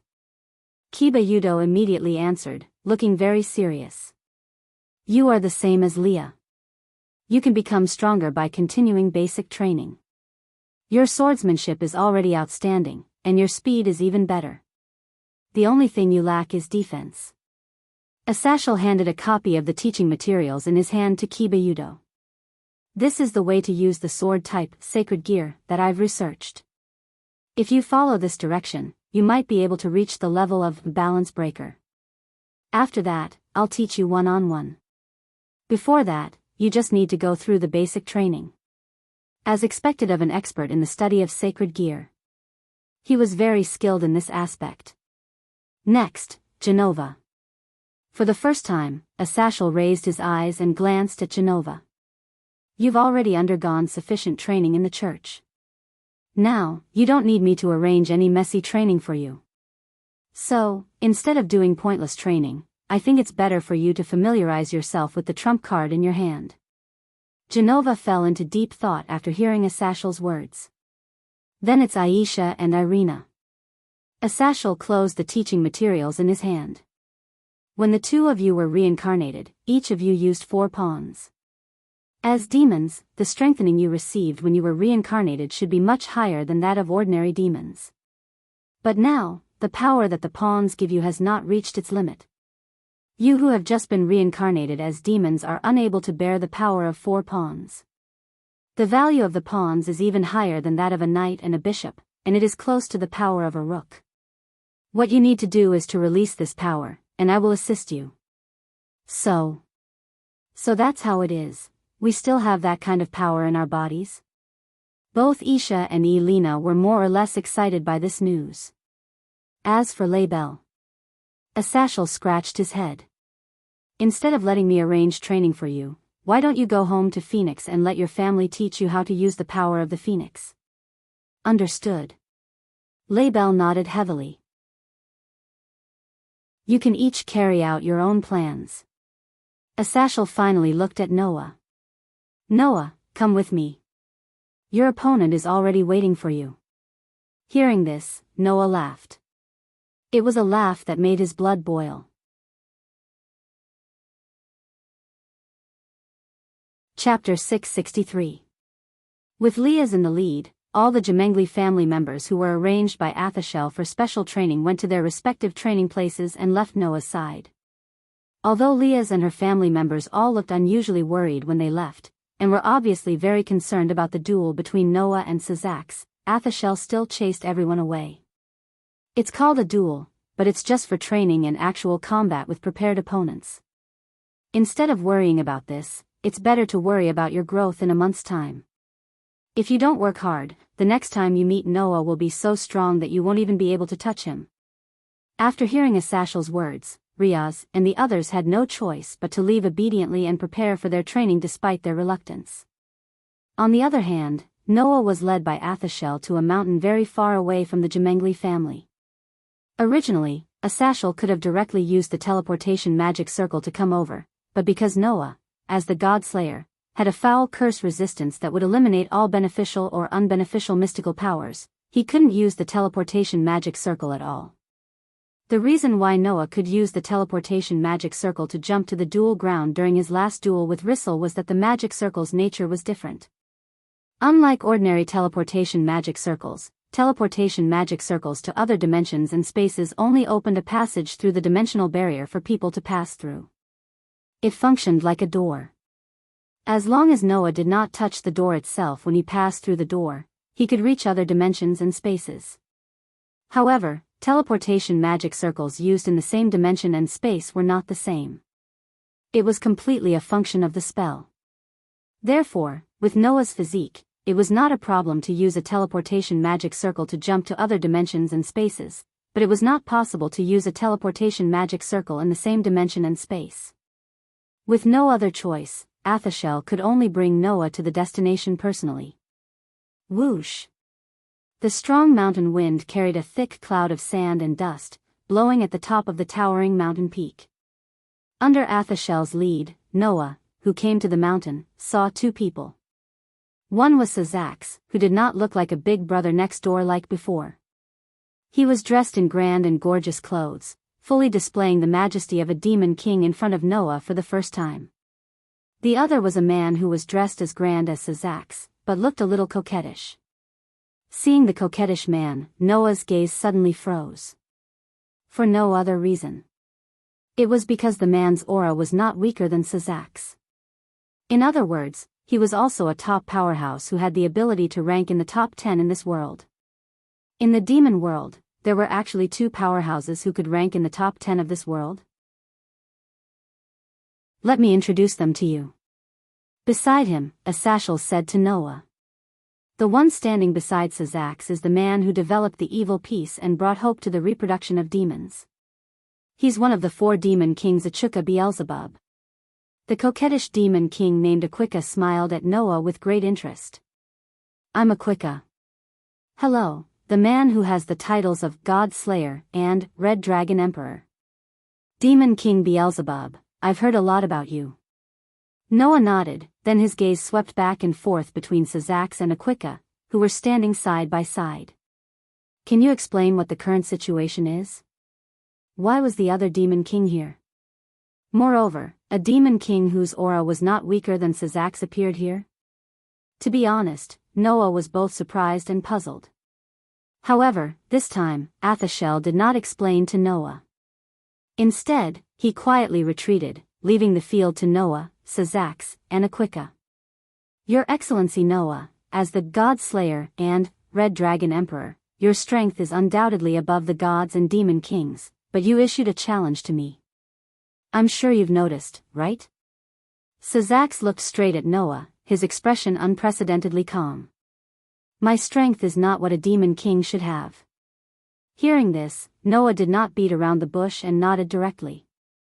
At first, I thought all demon kings were as strong as you, but after coming into contact with all kinds of existences, I realized that ordinary gods and demon kings can't reach your strength at all. Your strength is probably far above the old 4 demon kings, right? You really did find it. No wonder you're the combination of the never-before-seen God-Slayer and the strongest Red Dragon Emperor. Sazax smiled, but there was a hint of sadness in his smile. Those who know of my existence, know, those who know of our existence call us surpassers. Us? Noah's gaze turned to Aquika, who was standing next to Sazax. That's right. Like Sazax, I'm one of the 2 surpassers in the current demonic forces. Aquika shrugged. And just like the literal expression, Sazax and I, who have this title, are existences that surpass all demons.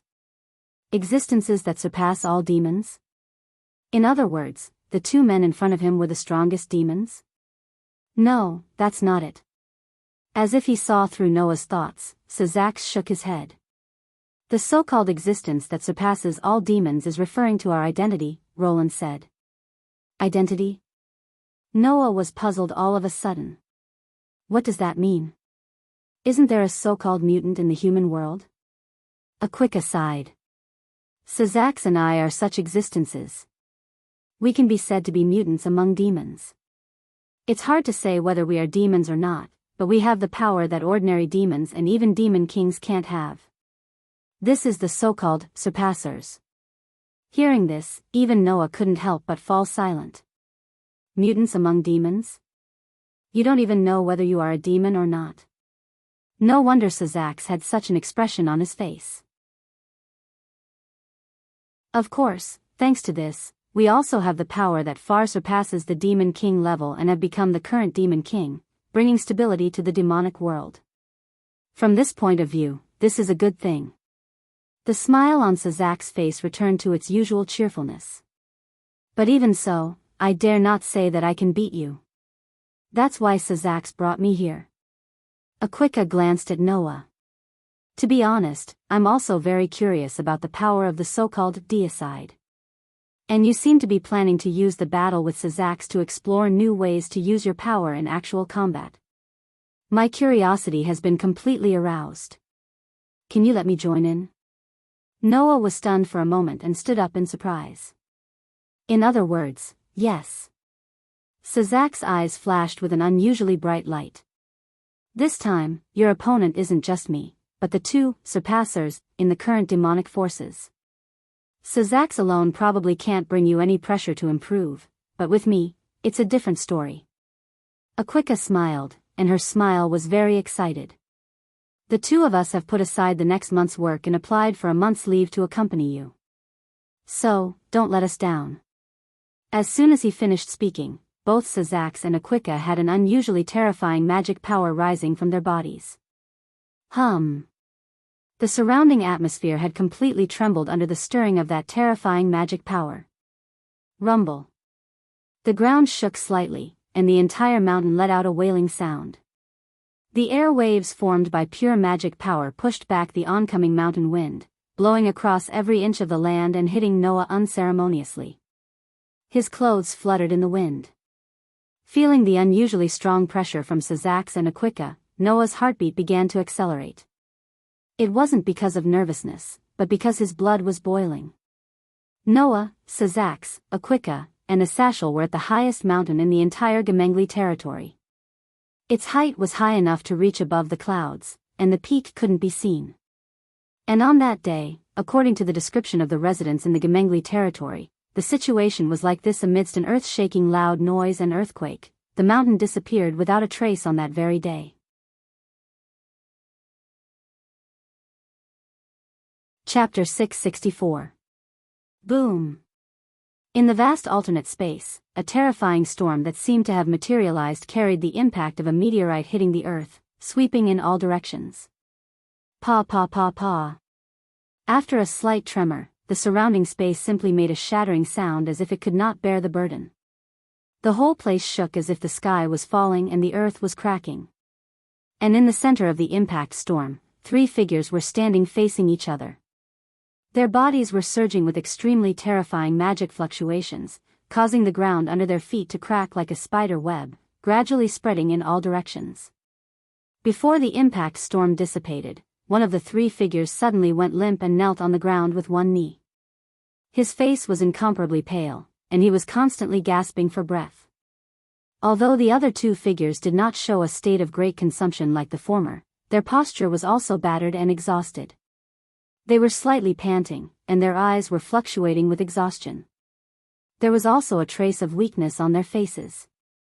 Obviously, they were also exhausted. Hiding at the side and witnessing how terrifying the battle between the 3 men was, Asashel smiled bitterly.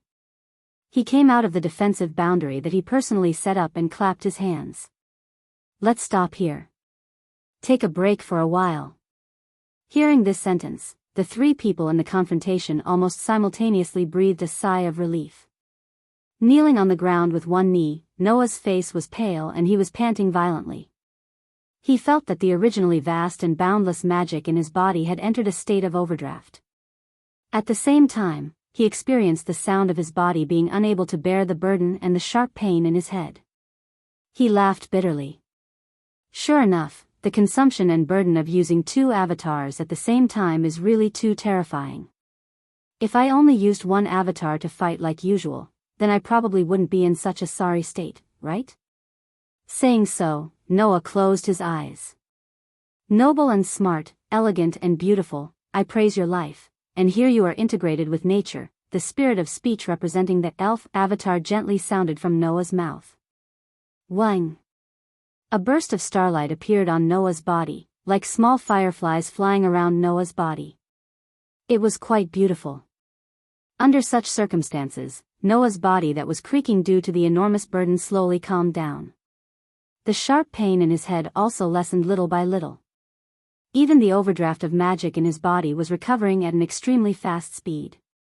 During this period of time, Noah always needed to rely on the power of the elf to recover after every battle. Otherwise, not to mention frequent actual combat training, just waiting for his body to recover would consume a lot of time.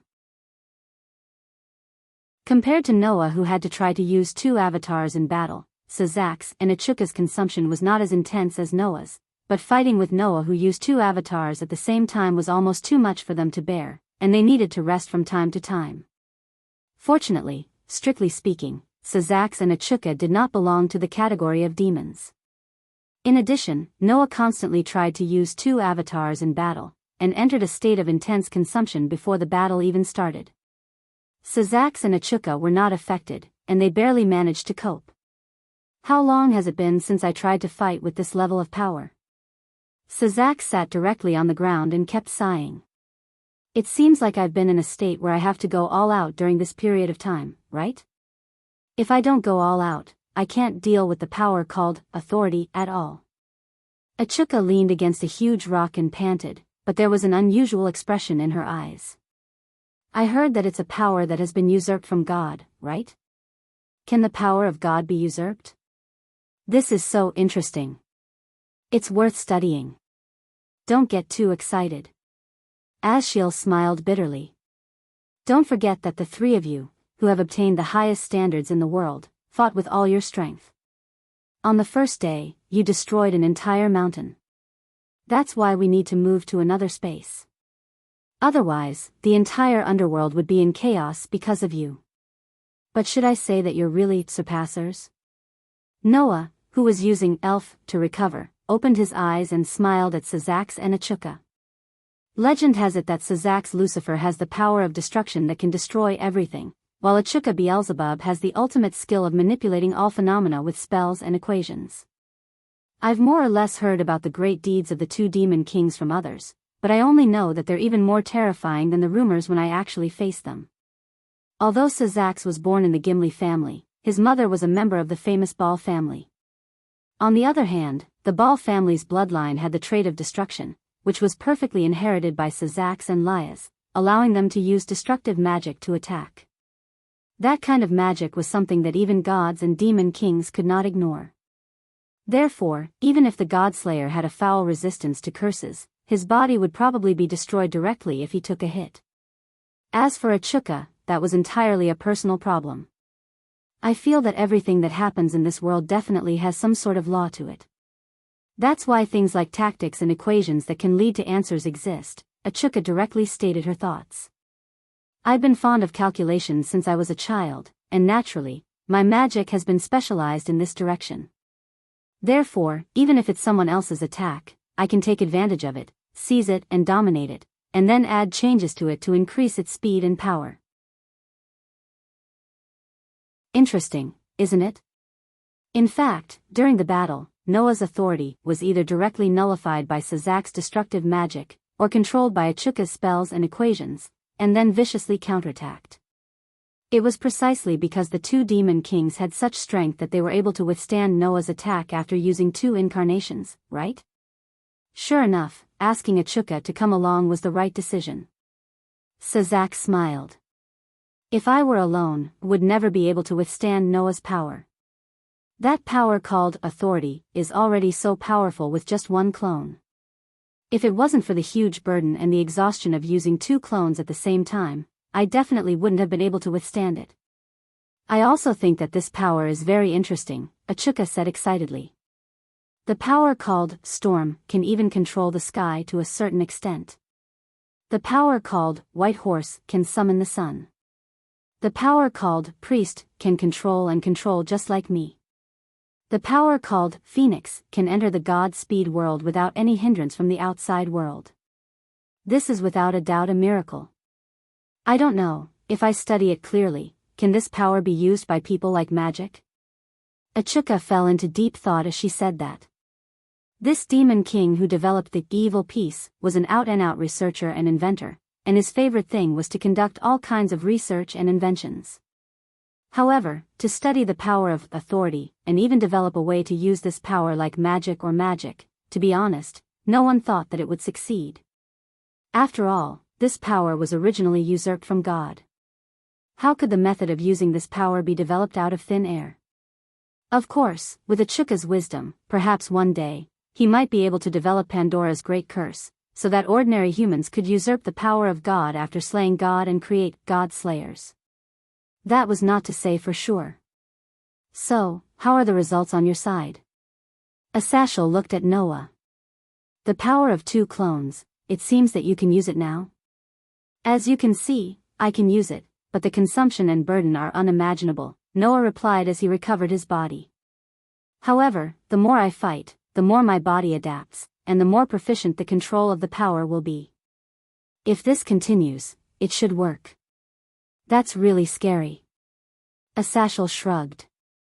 I'm looking forward to how strong you can become by then. Noah smiled indifferently and followed up with a question. By the way, how's the special training for Liath and the others going? Hearing this, Asashel's face suddenly darkened and changed the topic. What kind of person do you think Junai is?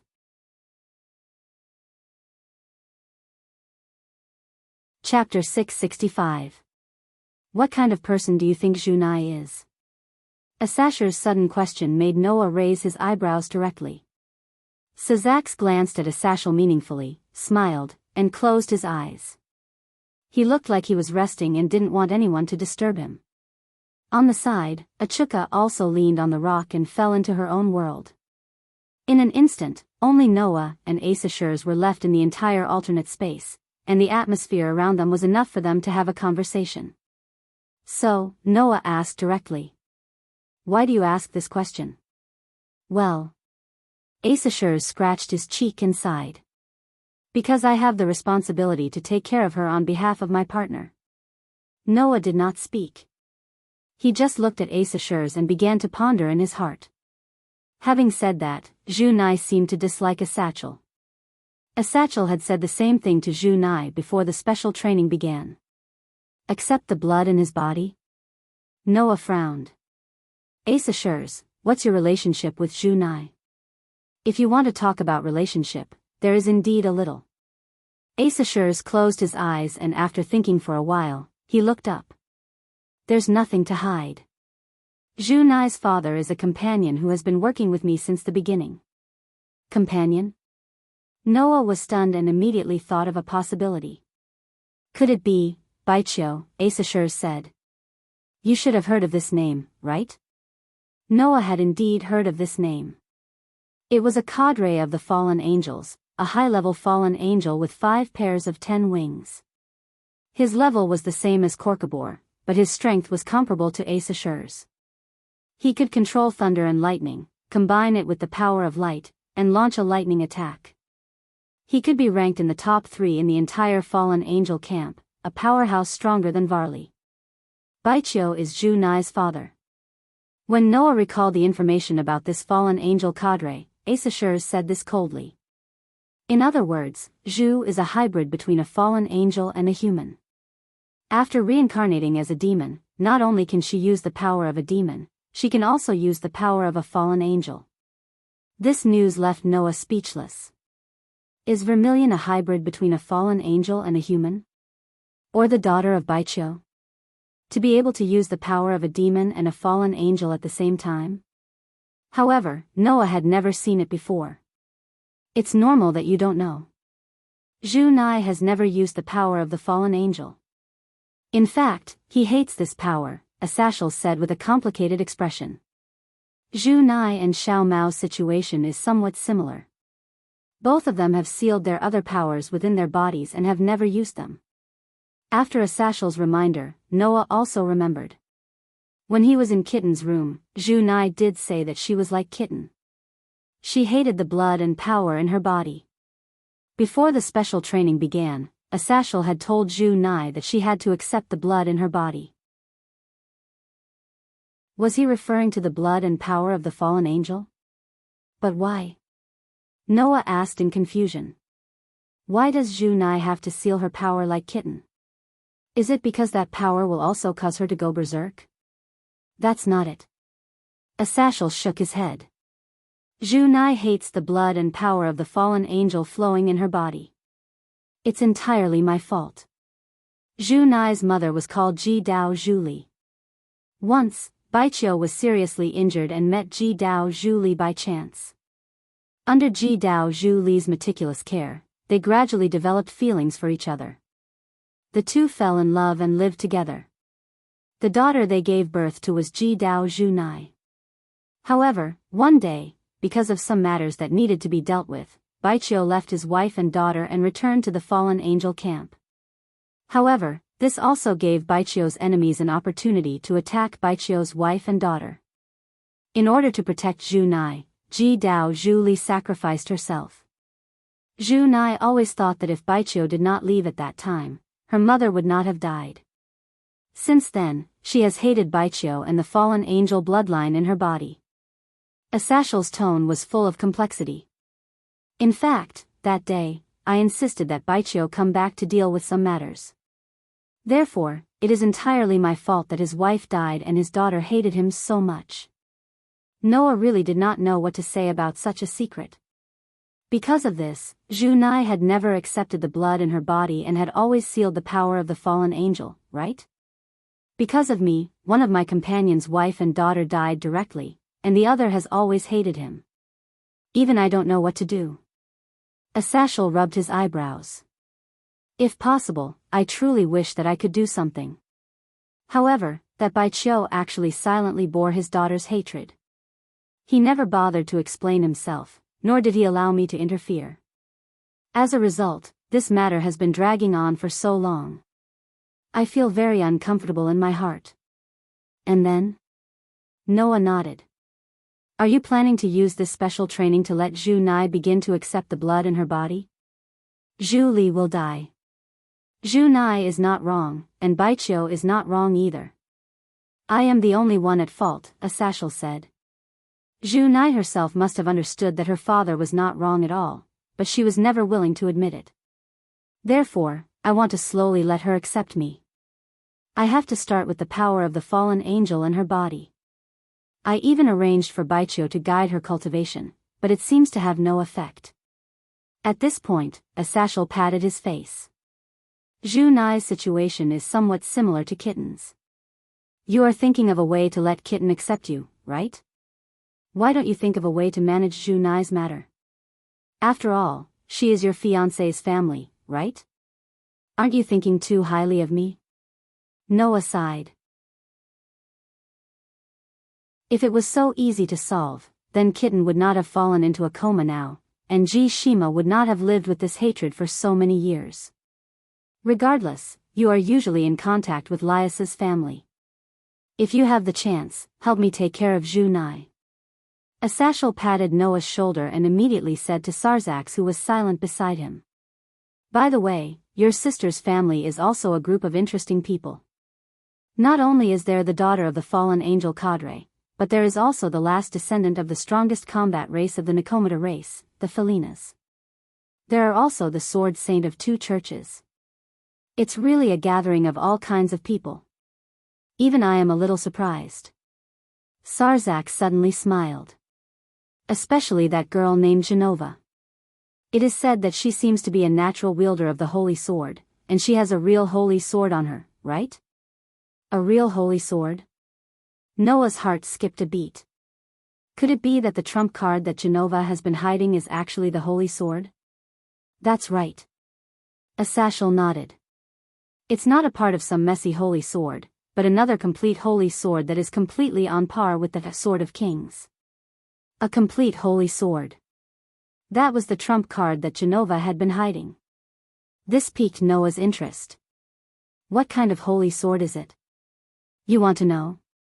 Go back and ask Genova yourself after the special training. Asashel stood up. You guys have almost recovered, right? Hearing this, Noah realized that he had almost recovered.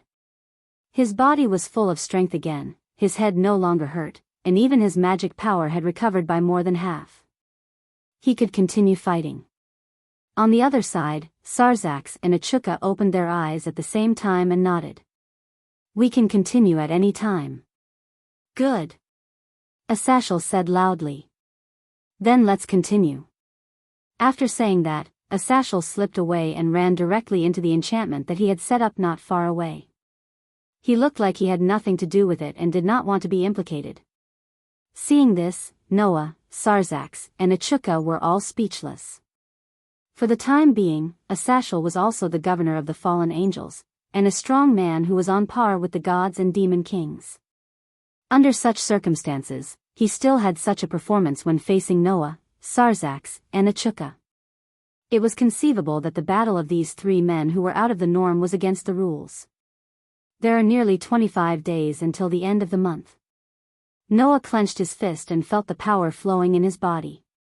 He immersed his mind in the stone plate with the pattern of the 10 incarnations on the outline, and the corners of his mouth gradually rose. At least I have to control the power of using 2 incarnations at the same time.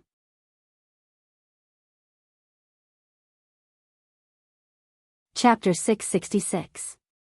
A month later, in the corner of that alternate space, Asashel, who was in the barrier, stared at the scene before him, falling into an uncontrollable shock. Right in front of Asashel, a scene that could only be described as unbearable to look at was presented before him. Dong! This was the sound of a mountain being cut in half and crashing to the ground. Pa! This was the sound of rolling rocks falling into the crevices that were spreading out from the ground. Whang! This was the sound of the surrounding atmosphere constantly stirring together, so chaotic that it could be seen with the naked eye. Kacha! This was the sound of space breaking apart like glass, exposing a pitch-black void to the air. Amidst the various sounds and visions, Sazix and Achuka were standing back to back in a bottomless pit. Their clothes were tattered, and they were panting heavily. They couldn't even utter a single word as their bodies trembled in exhaustion. Against the backdrop of such scenes, Noah straightened his back and stood straight in the middle of the bottomless pit, panting slightly.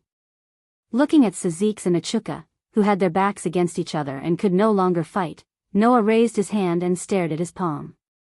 After a while, he held them tightly. Finally, Asashel finally reacted, and hurriedly leaped up. 12 black wings appeared on his back, and with a slight flap, he flew into the bottomless pit and came to Sazak's and Achuka's side. Hey, are you two okay? Sazix and Achuka shook their heads at the same time, but they were still panting heavily. After a while, they raised their heads, looked at each other, and laughed bitterly. I didn't expect. Sazik's eyes flickered as if he was recalling something. I didn't expect him to be so strong, Sazak, Achuka said with a sigh. We can't. Even if we join forces, we can't be his match anymore. That's just the power of 2 avatars, isn't it? Sazak shuddered. If he could use the power of all 10 incarnations at the same time, what would he become? Achuka's breath caught and she couldn't say a word. What will it become? Asashel shifted his gaze to Noah, who was standing there with his back straight. A forced smile appeared on his face.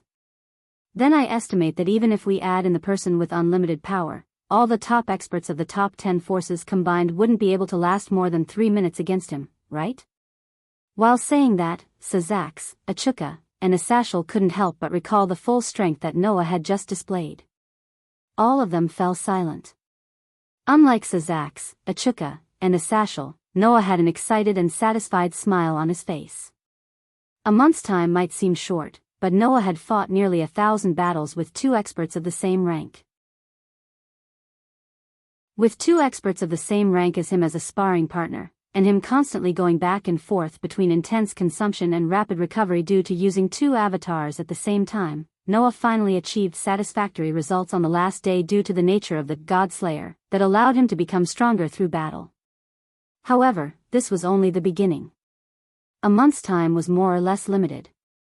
But I've already taken the first step successfully. The next step is to continue walking down this path. Noah's eyes were unprecedentedly bright. After stretching, he waved at Sazak, Achuka, and Asashel. Alright, we should go back. Sazak, Achuka, and Asashel looked at each other, and finally laughed in unison.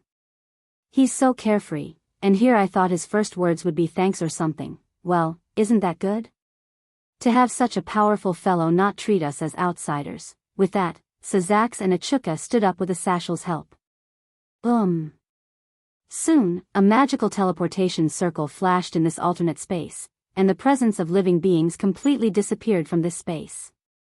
Only a broken alternate space was left, and it was slowly crumbling here, the courtyard of the Jamanli family's residence. In front of the fountain, a group of Jamanli's kin had gathered together again.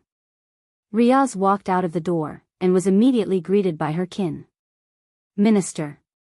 You're all back. Riaz looked around at her kin and smiled proudly. Everyone's mana has increased by a lot. As expected of my kin. Indeed. Whether it was Junai, Aisha, Genova, Irina, Label, or Kiba Yudo, all of their auras had increased by a huge margin. Hee. Irina made a victory gesture. Aisha and I have developed the power of the 4 pawns together. Our power has increased by a lot. Yes. Aisha nodded. My healing ability has increased by a lot as well. The healing time has decreased. It was not just Aisha and Irina. The rest of them had improved as well. Especially Genova, who was holding a blue and white greatsword with a wide bottom and a sharp top. Everyone present could feel an extremely strong holy power from the sword, and even the demons felt a prickling sensation on their skin. That's a holy sword, right? Laibel asked curiously. It doesn't seem to be the same as your holy sword of destruction and Irina's holy sword of mimicry. Of course it's different, Irina exclaimed.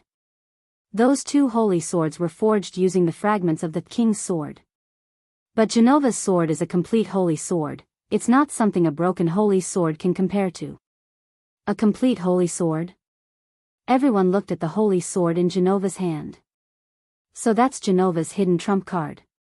Leah smiled. That's Dilindar. You should have heard of it before. As soon as she said that, a voice entered everyone's ears. So that's how it is. So the holy sword that Genova wields is Dilindar? As the voice echoed, a teleportation circle appeared in front of the fountain, and 4 figures appeared in front of everyone's eyes. However, when Laius and the rest saw this scene, all of the Zamanli's kin, including Laius, were shocked. This was because, apart from Asashel, Noah, Sazax, and Achuka were all in tatters. They were in a sorry state. Sensei? Brother? And His Highness Beelzebub?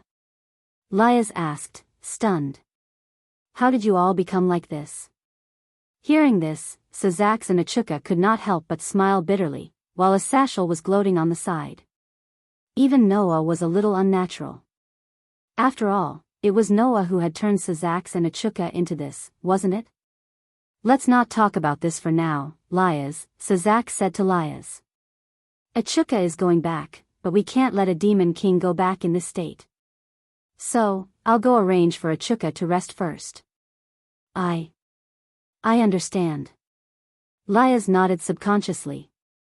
There's a gathering of the new generation of demons today, right? Achuka said to Laias' kin. Prepare yourselves well. When the time comes, the 4 demon kings and many nobles will be there. Yes. The Zamanli's kin quickly answered. Then, Sazax and Achuka left the scene together and entered the Zamanli's home. Laias. Noah came to Laias and asked. How's the kitten? The smile on Laias' face slowly disappeared as she shook her head. No, there's still no sign of waking up. Is that so? Noah was silent for a moment before nodding. Then I'll go see the kitten first. With that, Noah walked straight into the Zamanli's home. It was only then that Laias and the others reacted. Laibel was the first to ask. How's Sensei Noah's special training? Ace's face immediately filled with distress. What should I say?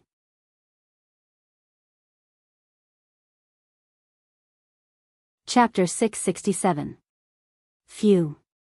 Phew. Amidst the rhythmic breathing, the kitten curled up its petite body and lay on the bed.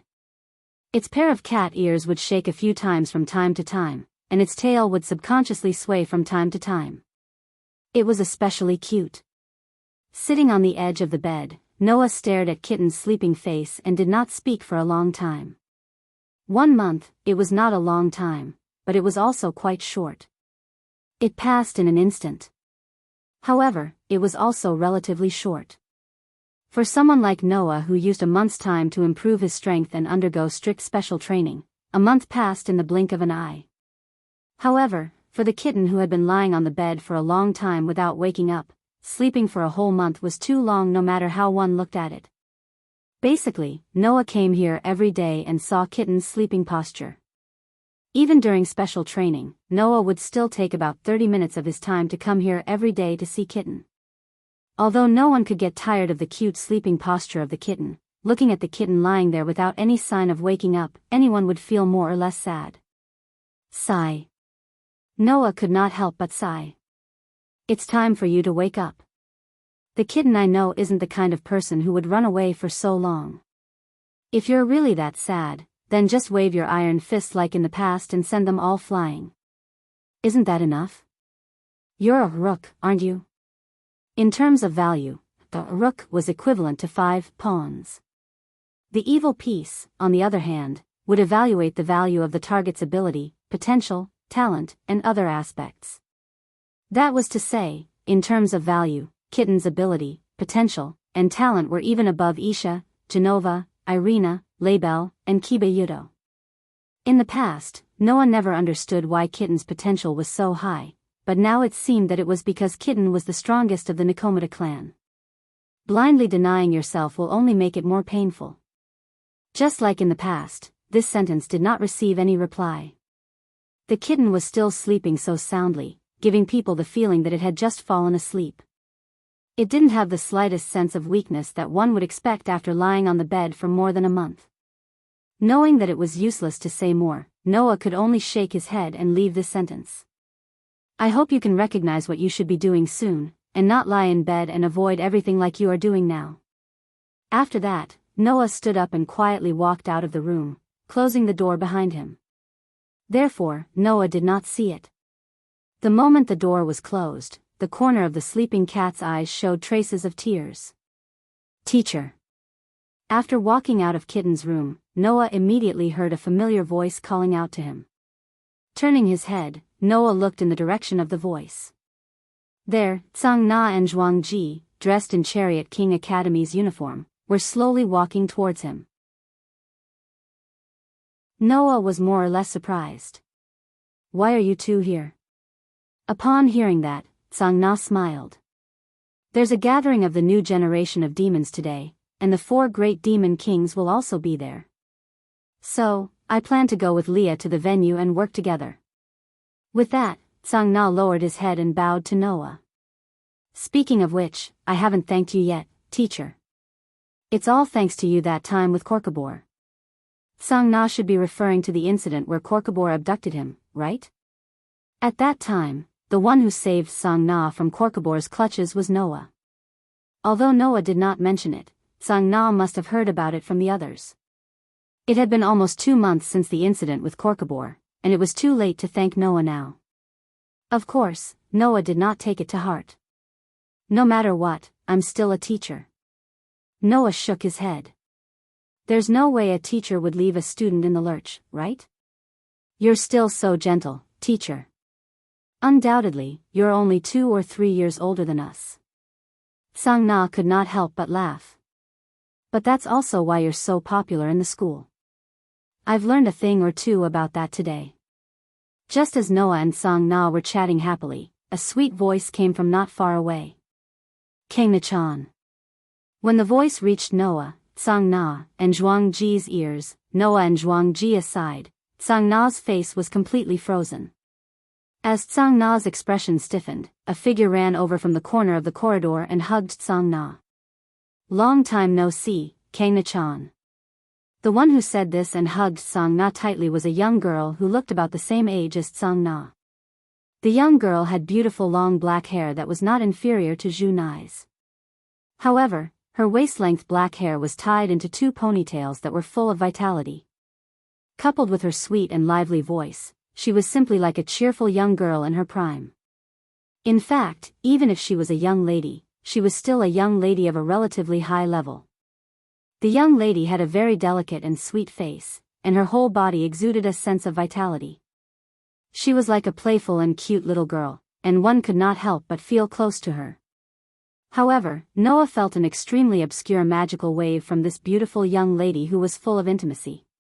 Even if the magical wave was not as strong as Sazak's or Achuka's, it was still extremely strong and was not inferior to Asashal's. Such a strong magical wave, and such a close relationship with Tsang Na. Noah thought of someone. At the same time, Tsang Na, who was hugged by the beautiful young lady, also cried out in a somewhat pathetic manner. Sis. Sister. Why are you here? Yes. Sister. The beautiful young lady in front of him was Tsang Na's sister. One of the current 4 demon kings, the only female demon king with the name of Leviathan Seraphil Leviathan. That's too much, Kangna-chan. While Noah was looking at Seraphil with some surprise, the current demon king, Her Highness Leviathan, was like a little girl who was throwing a tantrum, puffing up her cheeks in dissatisfaction. Undoubtedly, you came to the underworld, but you didn't come to see me first. I'm so sad that I'm about to cry. Seeing that Seraphil was about to pretend to cry, the corners of Noah's mouth twitched fiercely. Is this girl really a demon king? She's even more frivolous than Sazax, the big brother of the family. She doesn't have the dignity of a demon king at all. A demon king is actually acting cute like this? Is there really no problem?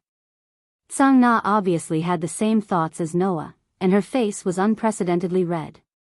That was because of shame and humiliation. Sister, you're a demon king. Please pay attention to your words and actions. This is very embarrassing. What? Seraphal's cheeks puffed up more and more, and even the corners of her eyes were filled with tears.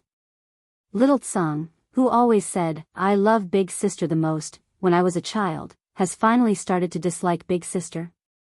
Noah almost spat out. Love Big Sister the most? That cold student council president was like this when he was a child? Big Sister. Tsang Na's face was already so red from embarrassment that it couldn't get any redder. Even her voice was raised. My teacher is still here. Please don't make me lose face again, okay? Teacher? Seraphil was startled, and then she seemed to have discovered Noah. She looked at Noah, and then her eyes lit up. Could it be that you're the little brother of the Red Dragon Emperor, the God-slayer that little Sazax and little Achuka can't forget? What do you mean they can't forget? Noah resisted the urge to ridicule and laughed dryly. Hello, Miss Leviathan. However, Seraphil didn't care about Noah's somewhat unfamiliar greeting at all. She directly grabbed Noah's hand and shook it vigorously. My Tsang Na-chan is really in your care. When Tsang Na-chan was about to be defiled by the hateful fallen angel cadre, you appeared handsomely and saved Tsang Na-chan at once. When I first heard the news, I was super moved. It was like a prince and a princess. Noah was speechless.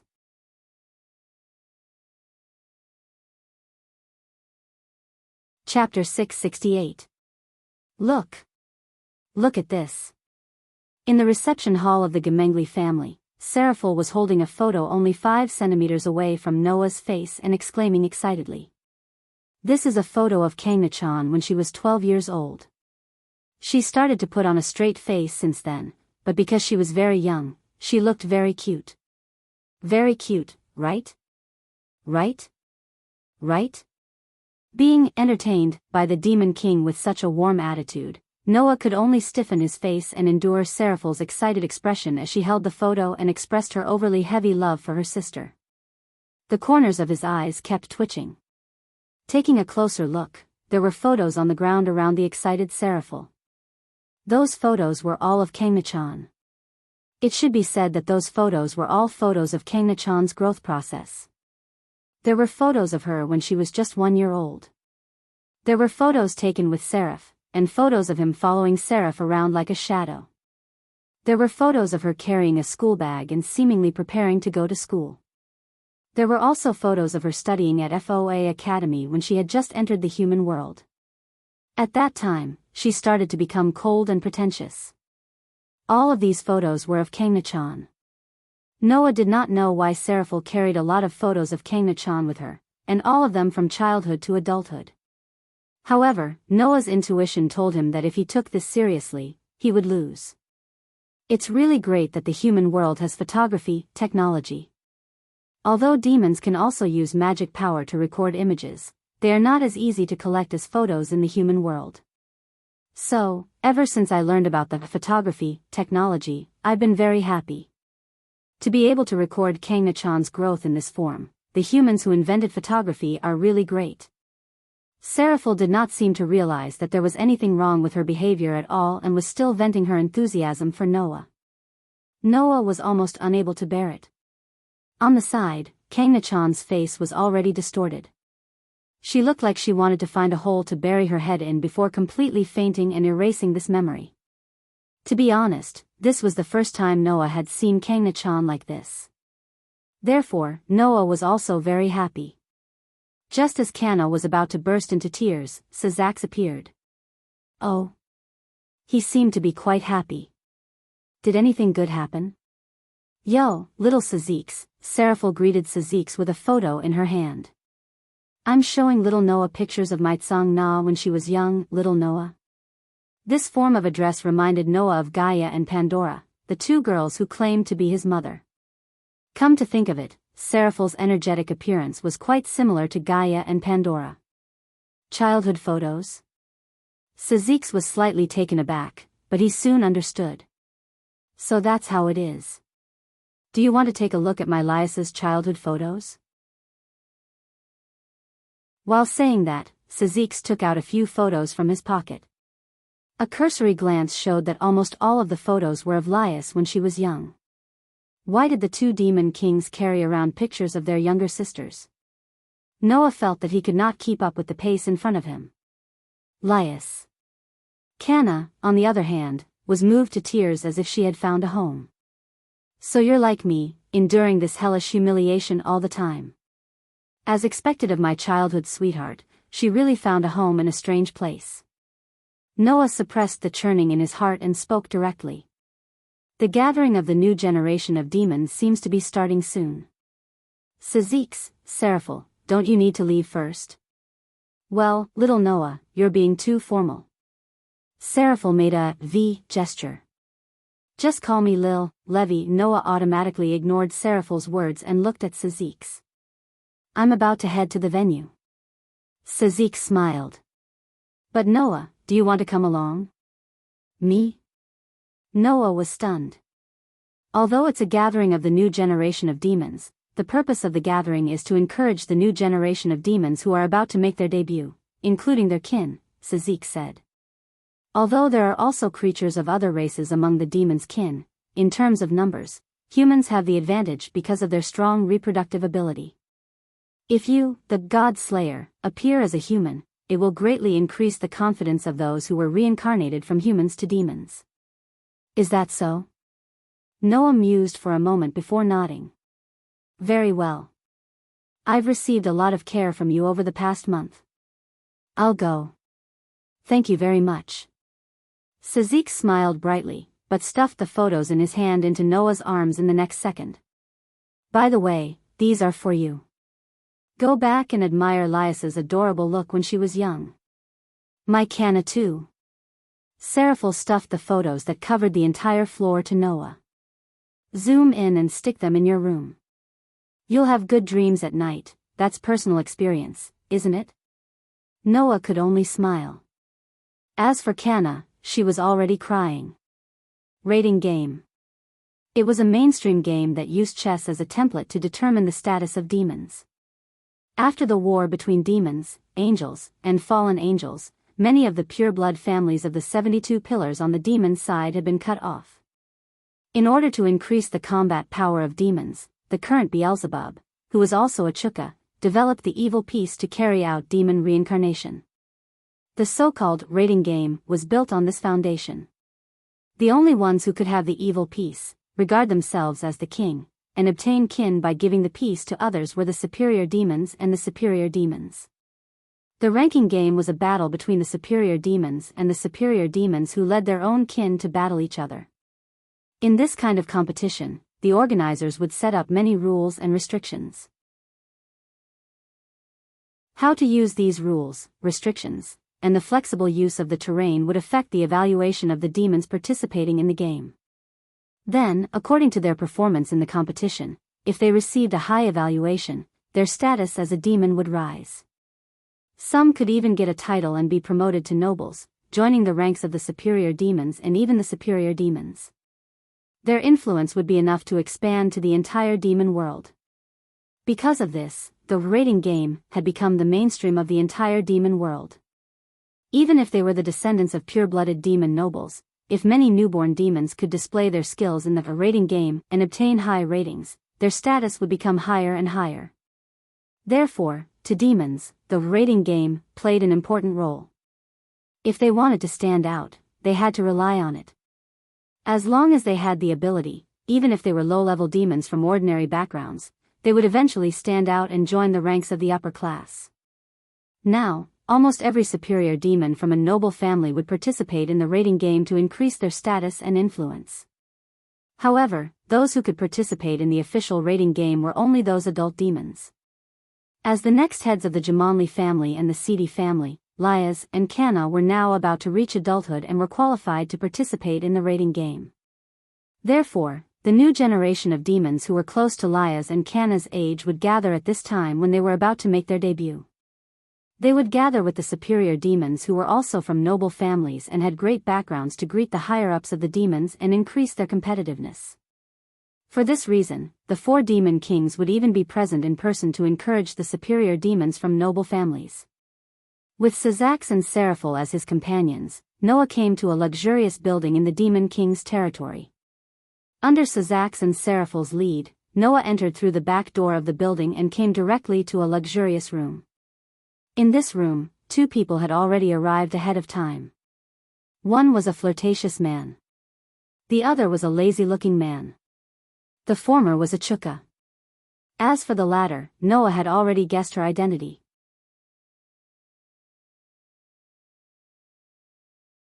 Chapter 669. Oh. You're already here? A Chuka, who was talking to the lazy-looking man, turned around and smiled when she saw Noah. I knew Sazax would definitely invite you here. It seemed that a Chuka also knew why Sazax had invited Noah here. Or rather, if even a Chuka couldn't guess Sazax's intentions, then basically no one would be able to guess Sazax's intentions. It wasn't because a Chuka was a surpasser like Sazax. It was because Sazax and a Chuka had always been competitors before he became a demon king. According to a Chuka, Sazax was the main reason why he became demon king Beelzebub. Since Sazax became a demon king, a Chuka also became a demon king. This was the relationship between the 2 of them. It was said that Sazax and a Chuka had once fought over Lucifer's position. In the end, the demon higher-ups all thought that Sazax and a Chuka were on par in terms of strength, but in terms of leadership, Sazax was still better. Thus, Sazax was qualified for Lucifer's position, while a Chuka turned to fight for Beelzebub's position and successfully became the second demon king. The people who understood a person the most were not their family, friends, or relatives, but their opponents. That was the relationship between Sazax and a Chuka. Let me introduce you. A Chuka turned sideways and let the lazy-looking man enter Noah's field of vision. He's Felubium Asmodeus. Is this enough for an introduction? Of course. Speaking of Asmodeus, who else could it be other than one of the 4 demon kings? Lucifer, Leviathan, Beelzebub, and Asmodeus. These 4 surnames were the surnames that only the 4 demon kings of the underworld could have. Sazax Lucifer. Seraph Leviathan. A Chuka Beelzebub. Felubium Asmodeus. Now, the 4 demon kings were gathered in front of Noah. Hello, I'm Felubium. The last demon king greeted Noah in an extremely lazy and undomineering tone, like a nerd who had no drive at all. Although I'm the demon king, I don't want to do things that are too troublesome. Therefore, being able to witness the signing of a peace treaty between the 3 major powers has reduced my workload by quite a bit. I sincerely welcome such God Slayer and Red Dragon Emperor. Noah was very calm when he heard Felubium's heartfelt words. With Sazax and Seraph as examples, Noah no longer felt that the legendary demon king was a great and majestic figure. As for a Chuka, despite his serious appearance, this demon king who was passionate about inventions and research was currently in a state of idleness. Basically, except for things that could stimulate a Chuka's curiosity, this demon king was in a state of refusing to work. In the past, the demon king's work was also pushed to his subordinates and the other 3 demon kings. He himself only attended some meetings and occasions that the demon king had to attend. In other words, the current 4 demon kings were a group of guys who did not have any majesty that a demon king should have. Therefore, Noah felt that even if he were to ridicule Felubium here, it was simply for his own amusement. Sorry, it seems that it took a lot of time because of me. At that moment, Noah did not make any unnecessary pleasantries and directly said so. Teleportation magic arrays in the same dimension and space are ineffective on me, so Sazax, Seraph, and I could only come here by transportation. I heard that this is the special physique of the God Slayer, Achuka said excitedly. Except for the power that works on the gods, all other mystical powers are ineffective on the God Slayer. I was very surprised when I first heard about it. With that said, Achuka looked at Noah as if he wanted to dissect Noah, which made Noah's hair stand on end. That's really a convenient physique. I don't have to worry about being attacked by some small fries. If I had your physique, then I wouldn't have to be on guard against being attacked at all times. It would save me a lot of trouble. Felubium sighed. When can I live a leisurely life without a job and just eat and wait for death every day? I can't ridicule. If I ridicule, I will definitely lose. Noah desperately told himself in his heart and rubbed the space between his eyebrows. So, has the party started? It's almost started. All the higher-ups of the demons are here, and we're the only ones left. Achuka shrugged. It should be said that you came at the right time. If you enter now, you can just start. Really, you came at the right time. You don't even give us time to slack off. Isn't that too strict? We still need to pay attention to the situation of the new generation. Sazak suddenly smiled. However, it's not bad to be able to end it early. I still plan to go home and watch TV with my son. Speaking of TV, I just accepted the filming of a new movie. Seraphil blinked cutely. The title is The Glitter of Leviathan. You guys have to come when it's released. Of course, of course. Sazax, Achuka, and Felubium immediately nodded in unison. No matter how much he told himself to be calm, Noah felt that something in his heart was broken. That was his understanding of the existence of the Demon King. Oh, Demon Kings. Must they be so happy? In the vast venue, a solemn atmosphere pervaded the air. It was a venue like a ballroom. Most of the venue was a vast space filled with round tables and chairs. It looked like the scene of a grand banquet, full of atmosphere. In such a venue, there were a few people standing at the front of everyone. Among them, Liaz, Kana, and the two girls' families were among them.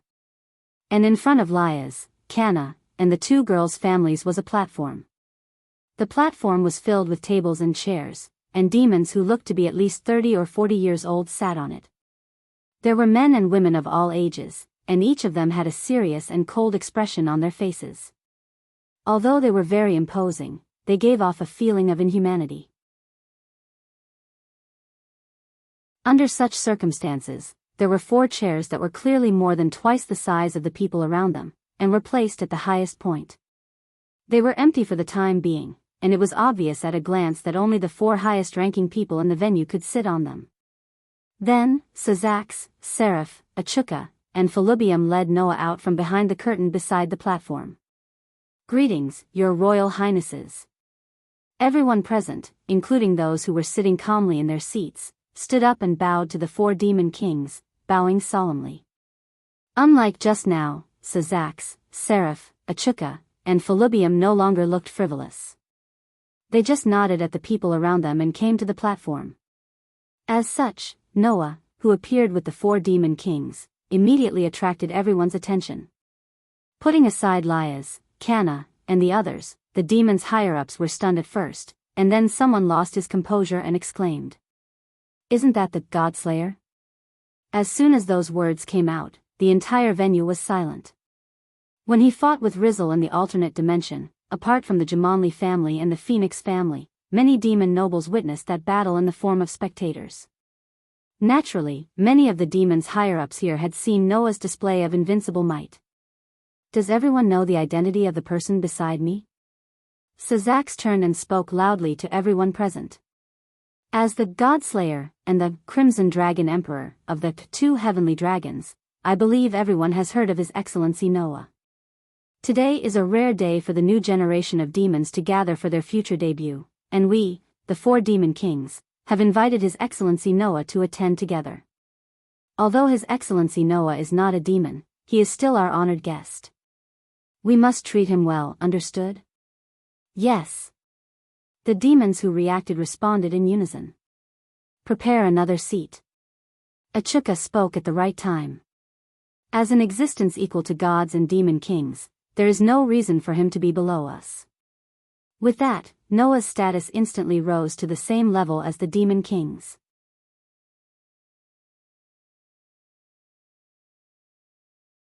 Chapter 670. In less than 3 minutes, another seat of the same standard was placed next to the 4 largest and most conspicuous seats at the top of the platform, turning the 4 seats into 5. Well then, Sir Noah, please take your seat. Perhaps because they were in front of the public, Sazax used a formal speech and invited Noah to take his seat along with Seraph, Achuka, and Felubium. Then I won't stand on ceremony. Noah nodded and sat down with Sazax and the other Demon Kings, looking down below. Because it was such a formal occasion, no one would talk about such things. But the demons below, and even the higher-ups of the demons, had their eyes on Noah, as if they were observing Noah, the God Slayer, and the Red Dragon Emperor. On the contrary, Leah's, Canna, and the 2 girls' families were not surprised. Leah's even gave an introduction. I am Leah's Gimli, the next head of the Gimli family. As soon as Leah's voice trailed off, Canna continued. I am Canna Seedi, the next head of the Seedi family. The one who spoke after Canna was a very strong man with a strong sense of presence. I am Seriog Bal, the next head of the Bal family of the Great King. A bespectacled woman with the demeanor of an older sister also spoke. I am Seguila Agars, the next head of the Agars family of the Great Duke. Then, a gentle-looking young man introduced himself. I am Diodora Astalot, the next head of the Astalot family. Finally, a guy with tattoos all over his face, sloppy clothes, and ornaments all over his body said in a rough tone. He looked like a gangster. I am Jefidal Graciolapos, the next head of the Graciolapos family. 6 of the new generation of demons, all of whom were the next heads of nobles that everyone was familiar with. In particular, these 6 people's families were very special. Because the current Demon King Lucifer was from the Gimli family, the current Leviathan was from the Seedi family, the current Beelzebub was from the Astalot family, and the current Asmodeus was from the Graciolapos family. That was to say, among the 6 new generations, 4 were the blood relatives of the current Demon King. The remaining 2 families, Baal and Agars, were from the Great King family and the Great Duke family. In the demon realm, the status of these 2 families could be said to be second only to the Demon King. For example, if the Demon King was the chairman of a company, then the Great Duke would be the manager. The 6 of them all had great backgrounds. Was it because of this that even the Demon King attended the gathering of the new generation of demons? Pillars of the next generation, I'm very happy to see you standing here. Sazax looked around at the new generation of demons. The 6 of you are the new generation with impeccable family background and strength. I hope that you can meet each other face to face before you officially debut, to confirm your beliefs and opponents. We have placed our dreams and hopes on you young people. I hope that you can understand this, that you are the treasures of the underworld. There wasn't the slightest bit of falsehood in Sazax's words, causing many of the new generation demon kin below to blush in excitement. Clearly, to be valued by the Demon King Lucifer was an honor for any demon, right? Here, I want to hear your vision, Sazax continued. Can I ask you to tell me your future goals? The new generation of demons immediately looked at each other. The first to stand up was the next head of the Great King family, Baal family, the muscular man who exuded an awe-inspiring presence, Seroj. I want to be the Demon King. Seroj said this sentence without beating around the bush. He was very firm, which made many of the demons' higher-ups exclaim in admiration. If the Great King family produces a Demon King, that would be a first in history. A demon's higher-up side. Wasn't that right? The Baal family was already in existence second only to the Demon King in terms of status. A person from such a family would become the highest Demon King? When that time comes, perhaps his influence would be the greatest among all the Demon Kings? While the higher-ups were exclaiming in admiration, Lias stepped forward and spoke with a determined face. My dream is to stand at the peak of the rating game and become the undisputed champion. Hearing Lias' words, Sazax could not help but put on a smile on his face. That was also an incredible dream. One should know that the rating game was the mainstream way to determine one's status in the demon world. The higher the ranking, the higher the status of the demon. So, what did it mean to be the champion? It meant that even a servant could obtain a status only second to the demon king. It had to be said that this was also a great and far-sighted dream. Under such circumstances, Zhang Na stepped forward and said, "Don't worry about it. I want to establish a school for the raiding game in the underworld." The upper echelons, who had been in awe until now, opened their eyes wide at the same time and looked at each other in dismay. Not to mention the higher-ups, even Noah was puzzled. Establishing a school? What kind of dream was that? Wasn't the status of the seedy family something that could be achieved in minutes? One of the higher-ups asked directly. "There's already a place to learn the game in the underworld, right?" Hearing this, Zhang Na only replied indifferently. "That's a school that can only be attended by the higher-ups and some of the demons with special privileges. I want to establish a school that educates everyone regardless of background. Even the lower-level demons and reincarnated demons can study there. A school without barriers." The entire place suddenly went silent. In the next second, ha ha ha ha. The higher-ups of the demons laughed out loud in unison. Their laughter even resounded throughout the entire venue, and they spoke with a mocking tone. "Is this the dream of the next head of the seedy family? You're not kidding, right? What a little girl who loves to dream. Young people will always be young. Fortunately, this kind of dream is only said here. If word gets out, I'm afraid more people will laugh at us, right?" Under the ridicule of the higher-ups of the demons, Kana was expressionless from beginning to end, as if she had already expected this situation, but there was still a trace of gloominess in her eyes. With Liaz as the leader, the Zamanli and seedy families showed a solemn expression, and some showed anger directly. Sitting next to Noah, Seraph was even more worried. There were tears in the corners of her eyes, as if she had seen her family being bullied by a villain. It was a grievance. Noah more or less understood why such a scene happened. In the world of demons, things like status were very important. Most demons placed great importance on status, and they took it for granted that there was a hierarchy between the highest, middle, lower, and even pure-blooded demons and reincarnated demons. As a result, many higher demons naturally looked down on lower demons, while pure-blooded demons also looked down on reincarnated demons, forming a class gap. For those ancient higher demons, it was only natural for them to be served by middle, lower, and even reincarnated demons, while they looked down on them. Therefore, such people were the ones who mocked Kana's dream. "We can't agree with your dream," one of the higher-ups said sarcastically. "Lower demons should serve and obey higher demons. That's common sense. If lower demons can receive the same treatment as higher demons, then how can we, the higher demons, lead those lower demons? Most importantly, those people shouldn't be worth it for us to do so, right?" Another higher-up was even more explicit. "You want to teach lower demons of low status? You'll be laughed at." Just as Kana's expression became more and more solemn due to the increasingly excessive remarks, Sazak shouted coldly. "Shut up, all of you.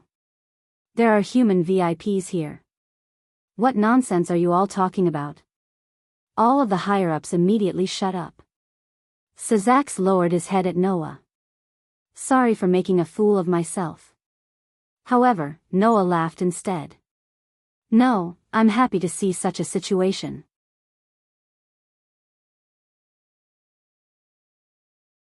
Chapter 671. Happy to see it? Everyone present, including Sazak, Seraph, Achuka, and Philibium, were stunned. Aside from the demons' leaders and the bystanders, even Liath and the girls were stunned. Even Zhang Na was flabbergasted. What was the meaning of this sentence? Was he adding insult to injury? But wasn't Noah's relationship with Kana pretty good? That was why no one thought that Noah would suddenly say something like that. Seraph, who couldn't hide her thoughts, asked blankly. "What does that mean?" "It's just the literal meaning." Noah merely glanced at the demons' leaders who were mocking Kana and smiled coldly. If a dream gives people the feeling that it's too easy to realize, they would only feel as expected even when it's realized. There would be no sense of accomplishment at all. On the other hand, if it's a dream that everyone thinks is impossible and even mocked, what would the faces of those who mocked others look like when it's realized? Don't you think it's quite exciting? As soon as this was said, the faces of the fiend higher-ups changed slightly. Moreover, the mockery of others can sometimes bring a heavy blow, but it can also bring great motivation. From what I know about Kana, today's mockery should be the motivation for her to realize her dream, right? Noah's voice echoed clearly throughout the hall. The more the dream is mocked, the more valuable it is to be realized. As a teacher, all I can do is to give my student a push when she's on the path to realize her dream, and pull her back when she's on the wrong path. Kana, don't let me down. Those words weren't very impassioned, and were even rather flat.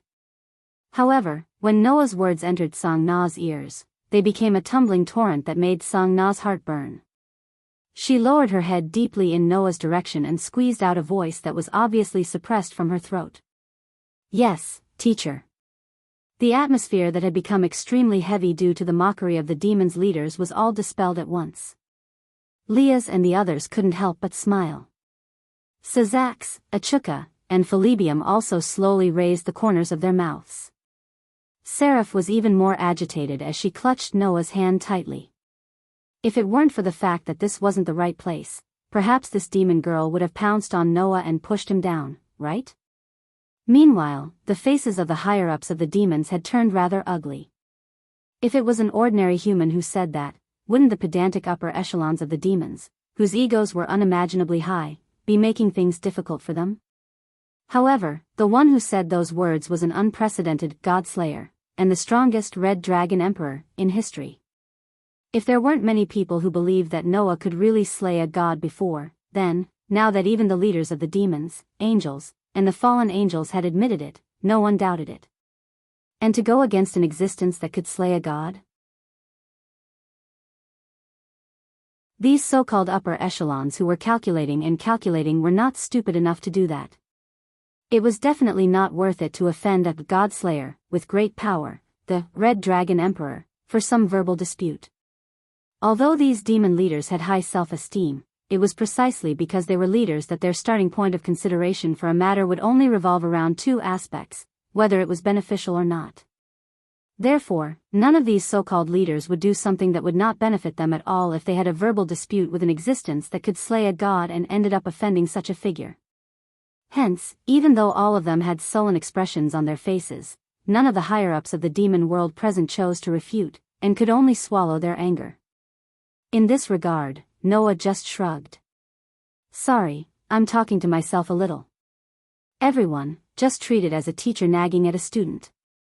Don't mind it. Continue. These words almost made all of the demon race's higher-ups vomit blood. Nagging? A nagging was enough to slap the faces of the nobles of the entire demon world? Isn't this just purely used to annoy people? Of course, everyone knew that Noah was really infuriating people, and his purpose was to vent Sang Na's anger.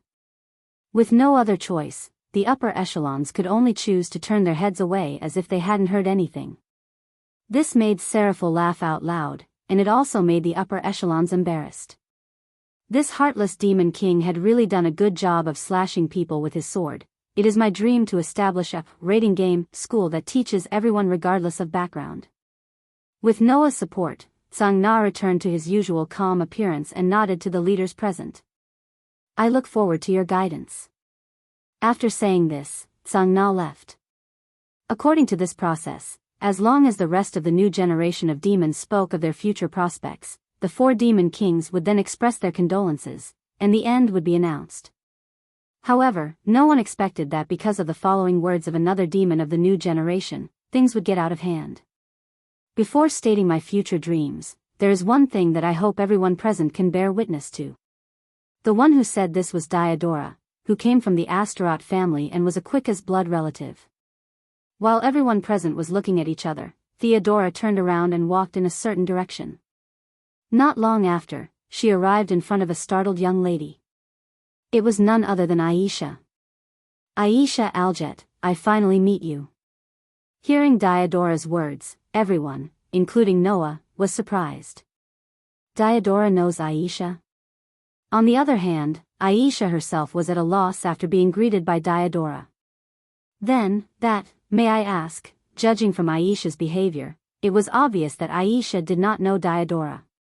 Have you forgotten me? Diodora looked at Aisha with a gentle expression and said this. Then, if you see this, you should remember, right? After saying that, Diodora suddenly pulled open the clothes on her chest, revealing a scar. It was a scar that looked quite deep. Seeing the scar, Aisha couldn't help but widen her eyes. That wound, could it be? It seems that you still remember me. I'm very happy, Diodora said happily. I'm so lucky to be able to see my savior here. Hearing this, not to mention the onlookers who were still confused, Liath and the others who knew Aisha's past finally remembered. Noah also narrowed his eyes and looked at Diodora. Savior? Aisha was a demon savior? Then, the identity of this demon was about to be revealed. When Aisha was still the saintess of the church, she was branded as a witch because she accidentally saved a demon.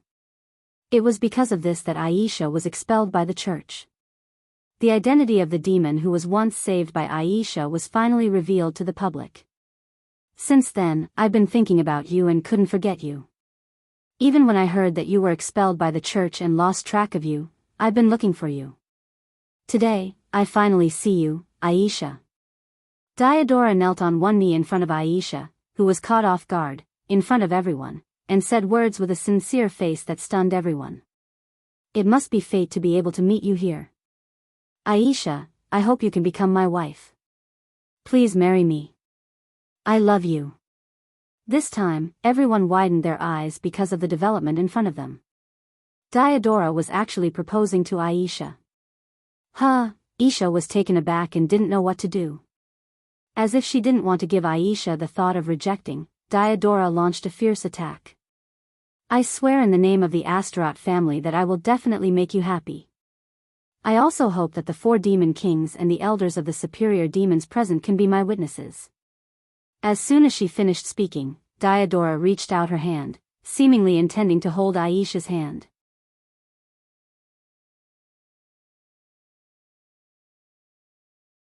Chapter 672. Noah, who had been sitting at the top with Sazax, Seraph, Achuka, and Felubium, looked down at everything that was happening below. When Theodora was about to hold Aisha's hand, he suddenly felt that something was wrong.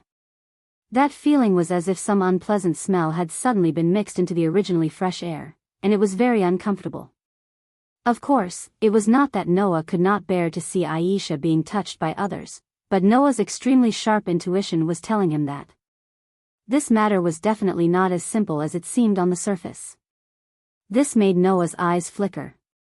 One had to know that Noah's intuition was not some inexplicable sixth sense for no reason, but was directly linked to the hints of the world. Therefore, under normal circumstances, if Noah's intuition sensed something bad, it was half of the time that something was wrong. Noah also trusted his intuition very much. At that moment, Noah stared in Liath's direction with a hint of sharp pressure in his eyes. This pressure made Liath finally react. After understanding, she immediately stepped forward and stood in front of Aisha. Wait a minute, Theodora. Theodora, who was about to hold Aisha's hand, raised her head and looked at Liath.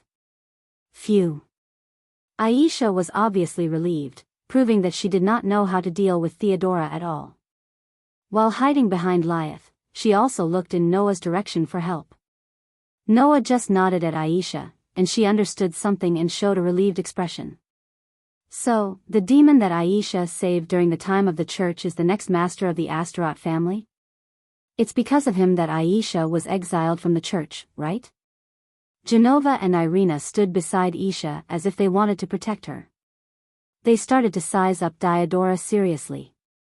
But in the face of everyone's gazes, Diodora completely ignored them as if Leah's was the only one in her eyes. She stood up and smiled gently. What's wrong? The eldest daughter of the Gimli family? Aren't you asking the obvious? Lias put on an awe-inspiring expression and flashed an imposing smile at Theodora. Although I didn't expect that the demon that Aisha saved back then was the next master of the Astaroth family, the person you proposed to is my relative. It shouldn't be strange for me to ask, right? Hearing this, Theodora lowered her head, thought seriously for a moment, and said, Indeed, Aisha is your relative. If I propose to Aisha, as the master, you will inevitably ask. With that said, Theodora smiled slightly. In that case, why don't you make a deal with me? Deal? Lyath was stunned for a moment, then she immediately understood. You mean a deal between chess pieces? That's right, let's exchange my kin with yours. Theodora said. I just want Aisha. As soon as this sentence, many people. Noah, who was sitting at the top, stared at Theodora, and his eyes gradually began to glow with a cold light. A deal? Lyath smiled, and her smile was unusually cold. You mean, you want to get the person you want to propose to through a deal? I know that Aisha used 4 pawns when she was reincarnated, so I will also prepare the best 4 pawns to exchange with you. I will definitely not let you suffer a loss. Theodora did not realize that there was anything wrong with her approach at all and continued to speak as if it was a matter of course. It's just a pawn. There shouldn't be a need to be so calculative, right? A mere pawn? She actually said that the person she planned to propose to was a pawn. Originally, the people present knew that Theodora had been saved by Aisha, and now the proposal was because of the life-saving grace at that time.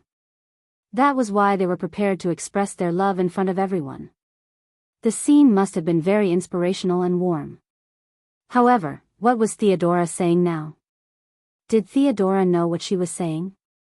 With Lyath in the lead, Junai, Genova, Irina, Label, Kiba Yudo, and the others all revealed cold expressions.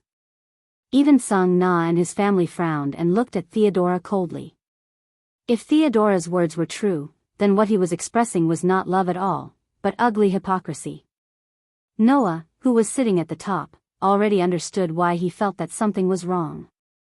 This was because if Isha was really allowed to fall into Theodora's hands, she would definitely end up in a terrible state.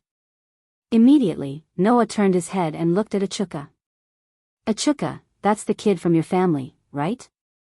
Noah's sudden question attracted everyone's attention. Achuka nodded gently as if everything that Theodora did could not enter his sight. He did not care at all. However, even though he did not care much, the coquettish smile on Achuka's face had already disappeared.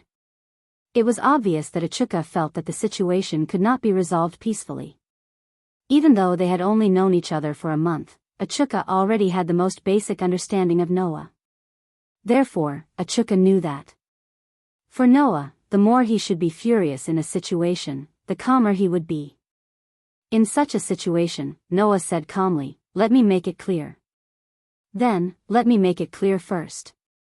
Even if you want to make a decision for that brat from your family, I will not agree. Do you understand? Achuka finally revealed a bitter smile. Down below, Diodora, who didn't expect Noah to interfere, was stunned. Then, she frowned. Mr. Noah, even you have no right to interfere in this matter, right? Noah glanced at Theodora. Aisha is living in my family now, so she's like family to me. Do you think I have the right to interfere in this matter? Is that so? Diodora nodded as if she had understood the situation and said. Then, Mr. Noah, what do I have to do to make you give Aisha to me? Through her words and sentences, Diodora revealed that she didn't treat Isha as a person, but as an object that could be traded and transferred at will. Even the naive and slow-witted Isha noticed this, and a sad expression appeared on her face. Noah took a deep look at Theodora, feeling a surge of emotions in his heart. Is that so? Do you really want Aisha? With that, Noah stood up and walked down step by step under everyone's gaze. If that's the case, I'll give you a chance. Teacher. Liaz, Kana, and the rest of the family members were all shocked. Teacher. Aisha was also a little shocked. Noah only raised his hand, indicating that he was leaving everything to him, but his eyes did not move away from Theodora. As long as you pass my test, I can give you this chance. Everyone present was shocked and began to talk about it. What is Noah planning to do? Could it be that he was going to fight Diodora? Isn't that too much of a bully?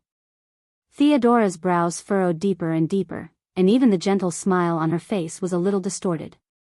Although I am very confident in my own strength, no matter what, I do not dare to say that I can compete with the existence of the Red Dragon Emperor, who is on the same level as the god and the demon king. Aren't you going too far? Don't worry, I won't bully you. Noah walked down the high platform and came in front of Theodora, his deep eyes filled with pressure. I'll give you 10 minutes. In these 10 minutes, I won't make a move, and I won't do anything. I'll just stand here and let you attack me. There are 2 conditions for you to win.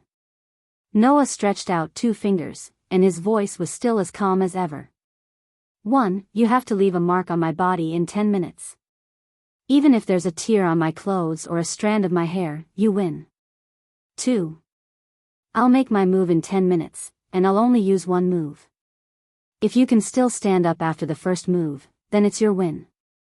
Noah raised his eyes and looked at Theodora, who had an ugly expression on her face. With such conditions for you, this isn't considered bullying you, right? Not considered bullying? Indeed, it couldn't be considered bullying. Because this was no longer something that could be described as bullying. It was complete and utter contempt.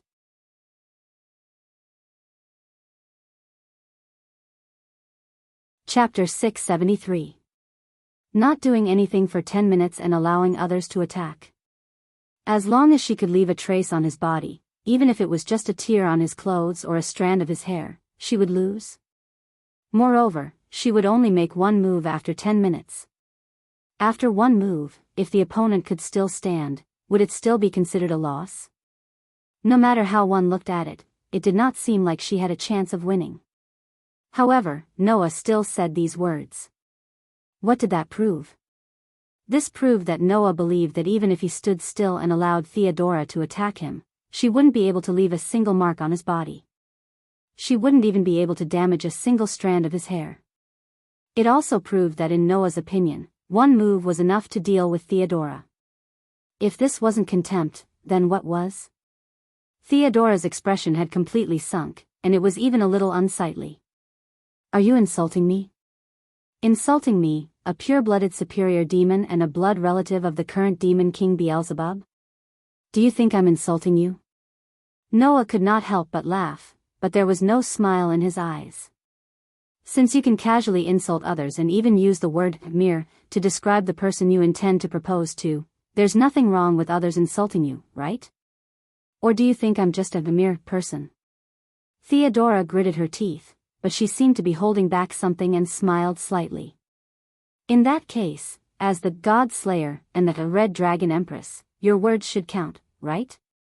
Of course. Noah smiled coldly. Although I've made a considerable concession, it's really disgusting to hand Isha over to someone like you. So, let me participate in it personally. Otherwise, it'll be too uncomfortable. If Theodora's words just now were to treat Isha as an object, then Noah's words were to show that he did not take Theodora seriously at all. No matter what, I'm still a superior demon and a blood relative of the current demon king Beelzebub. Even if you're in existence on par with gods and demon kings, I can't remain indifferent. Diodora put on a fake smile, but her eyes were filled with murderous intent. You said that you can't do anything in 10 minutes. That's right. Noah, who clearly sensed the killing intent in Diodora's eyes, curled his lips. Even if your goal is to kill me, I will not make a move within 10 minutes. After 10 minutes, I will only make 1 move. I will not go back on my word. After receiving Noah's assurance, a hypocritical gentleness reappeared on Diodora's face. Meanwhile, the group of demon higher-ups above sneered in their hearts. Even if Noah was the God Slayer and the strongest Red Dragon Emperor in history, wasn't it too arrogant to allow his opponent to attack him for 10 minutes? Diodora wasn't a small fry. She was a pure-blooded superior demon. Even a demon king would be seriously injured if he allowed a superior demon to attack freely within 10 minutes without defending or dodging. Therefore, the higher-ups who had just been humiliated by Noah were gloating and watching this bet with the mentality of watching a show. Lord Noah. Label was a little anxious. Teacher. Isha also clenched her hands worriedly. On the contrary, Lise and the other girls who had witnessed the battle between Noah and Korkabor were relieved. Even Sazax and Achuka, who were sitting above, could not help but laugh and shake their heads. How cunning. Hearing Sazax and Achuka's words, Seraphil and Philibium were puzzled. Cunning? Seraphil asked curiously. What's cunning? Well.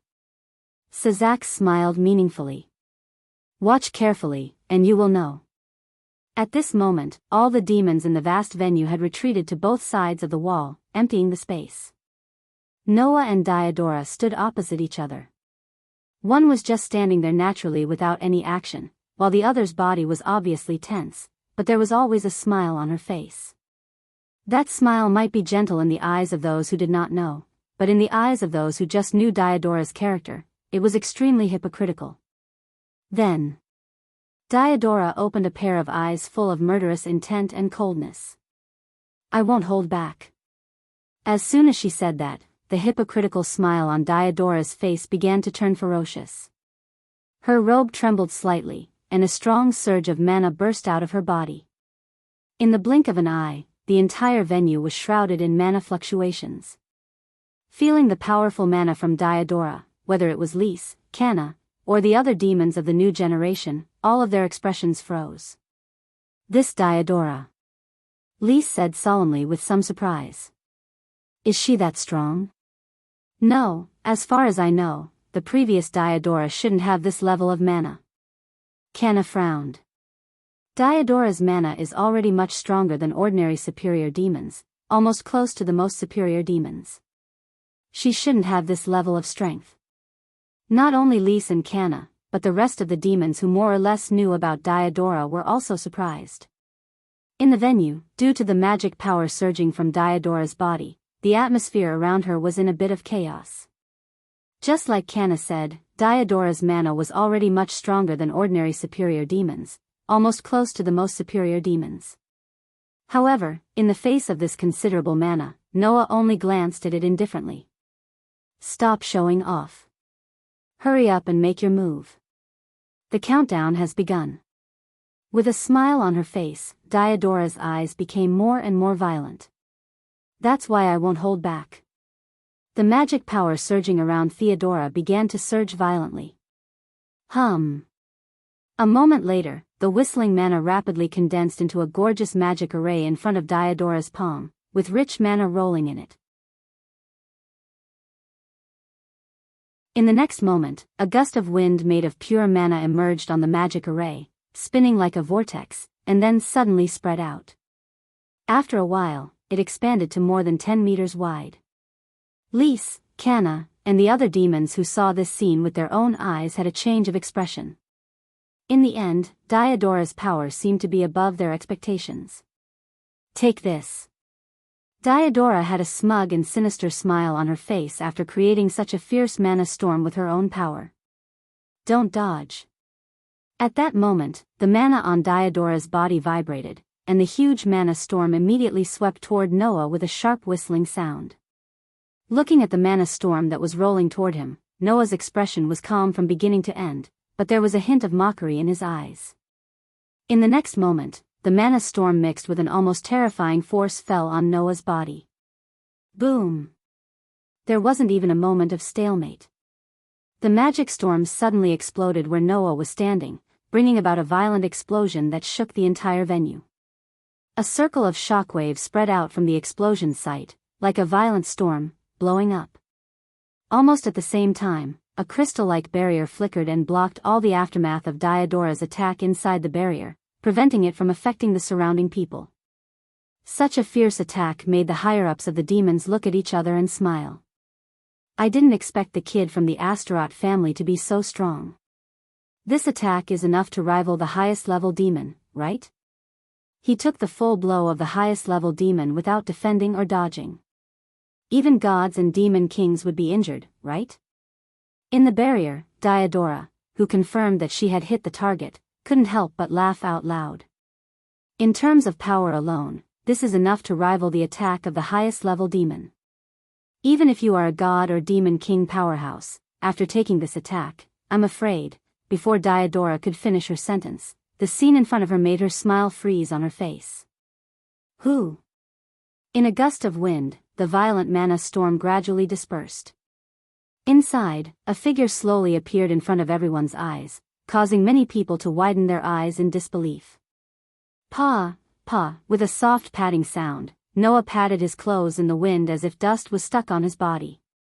He looked up at Diodora and suddenly smiled. So what? You're tuning into the Journey of the Soul YouTube channel. Don't forget to subscribe and join us on this journey to catch the most captivating stories.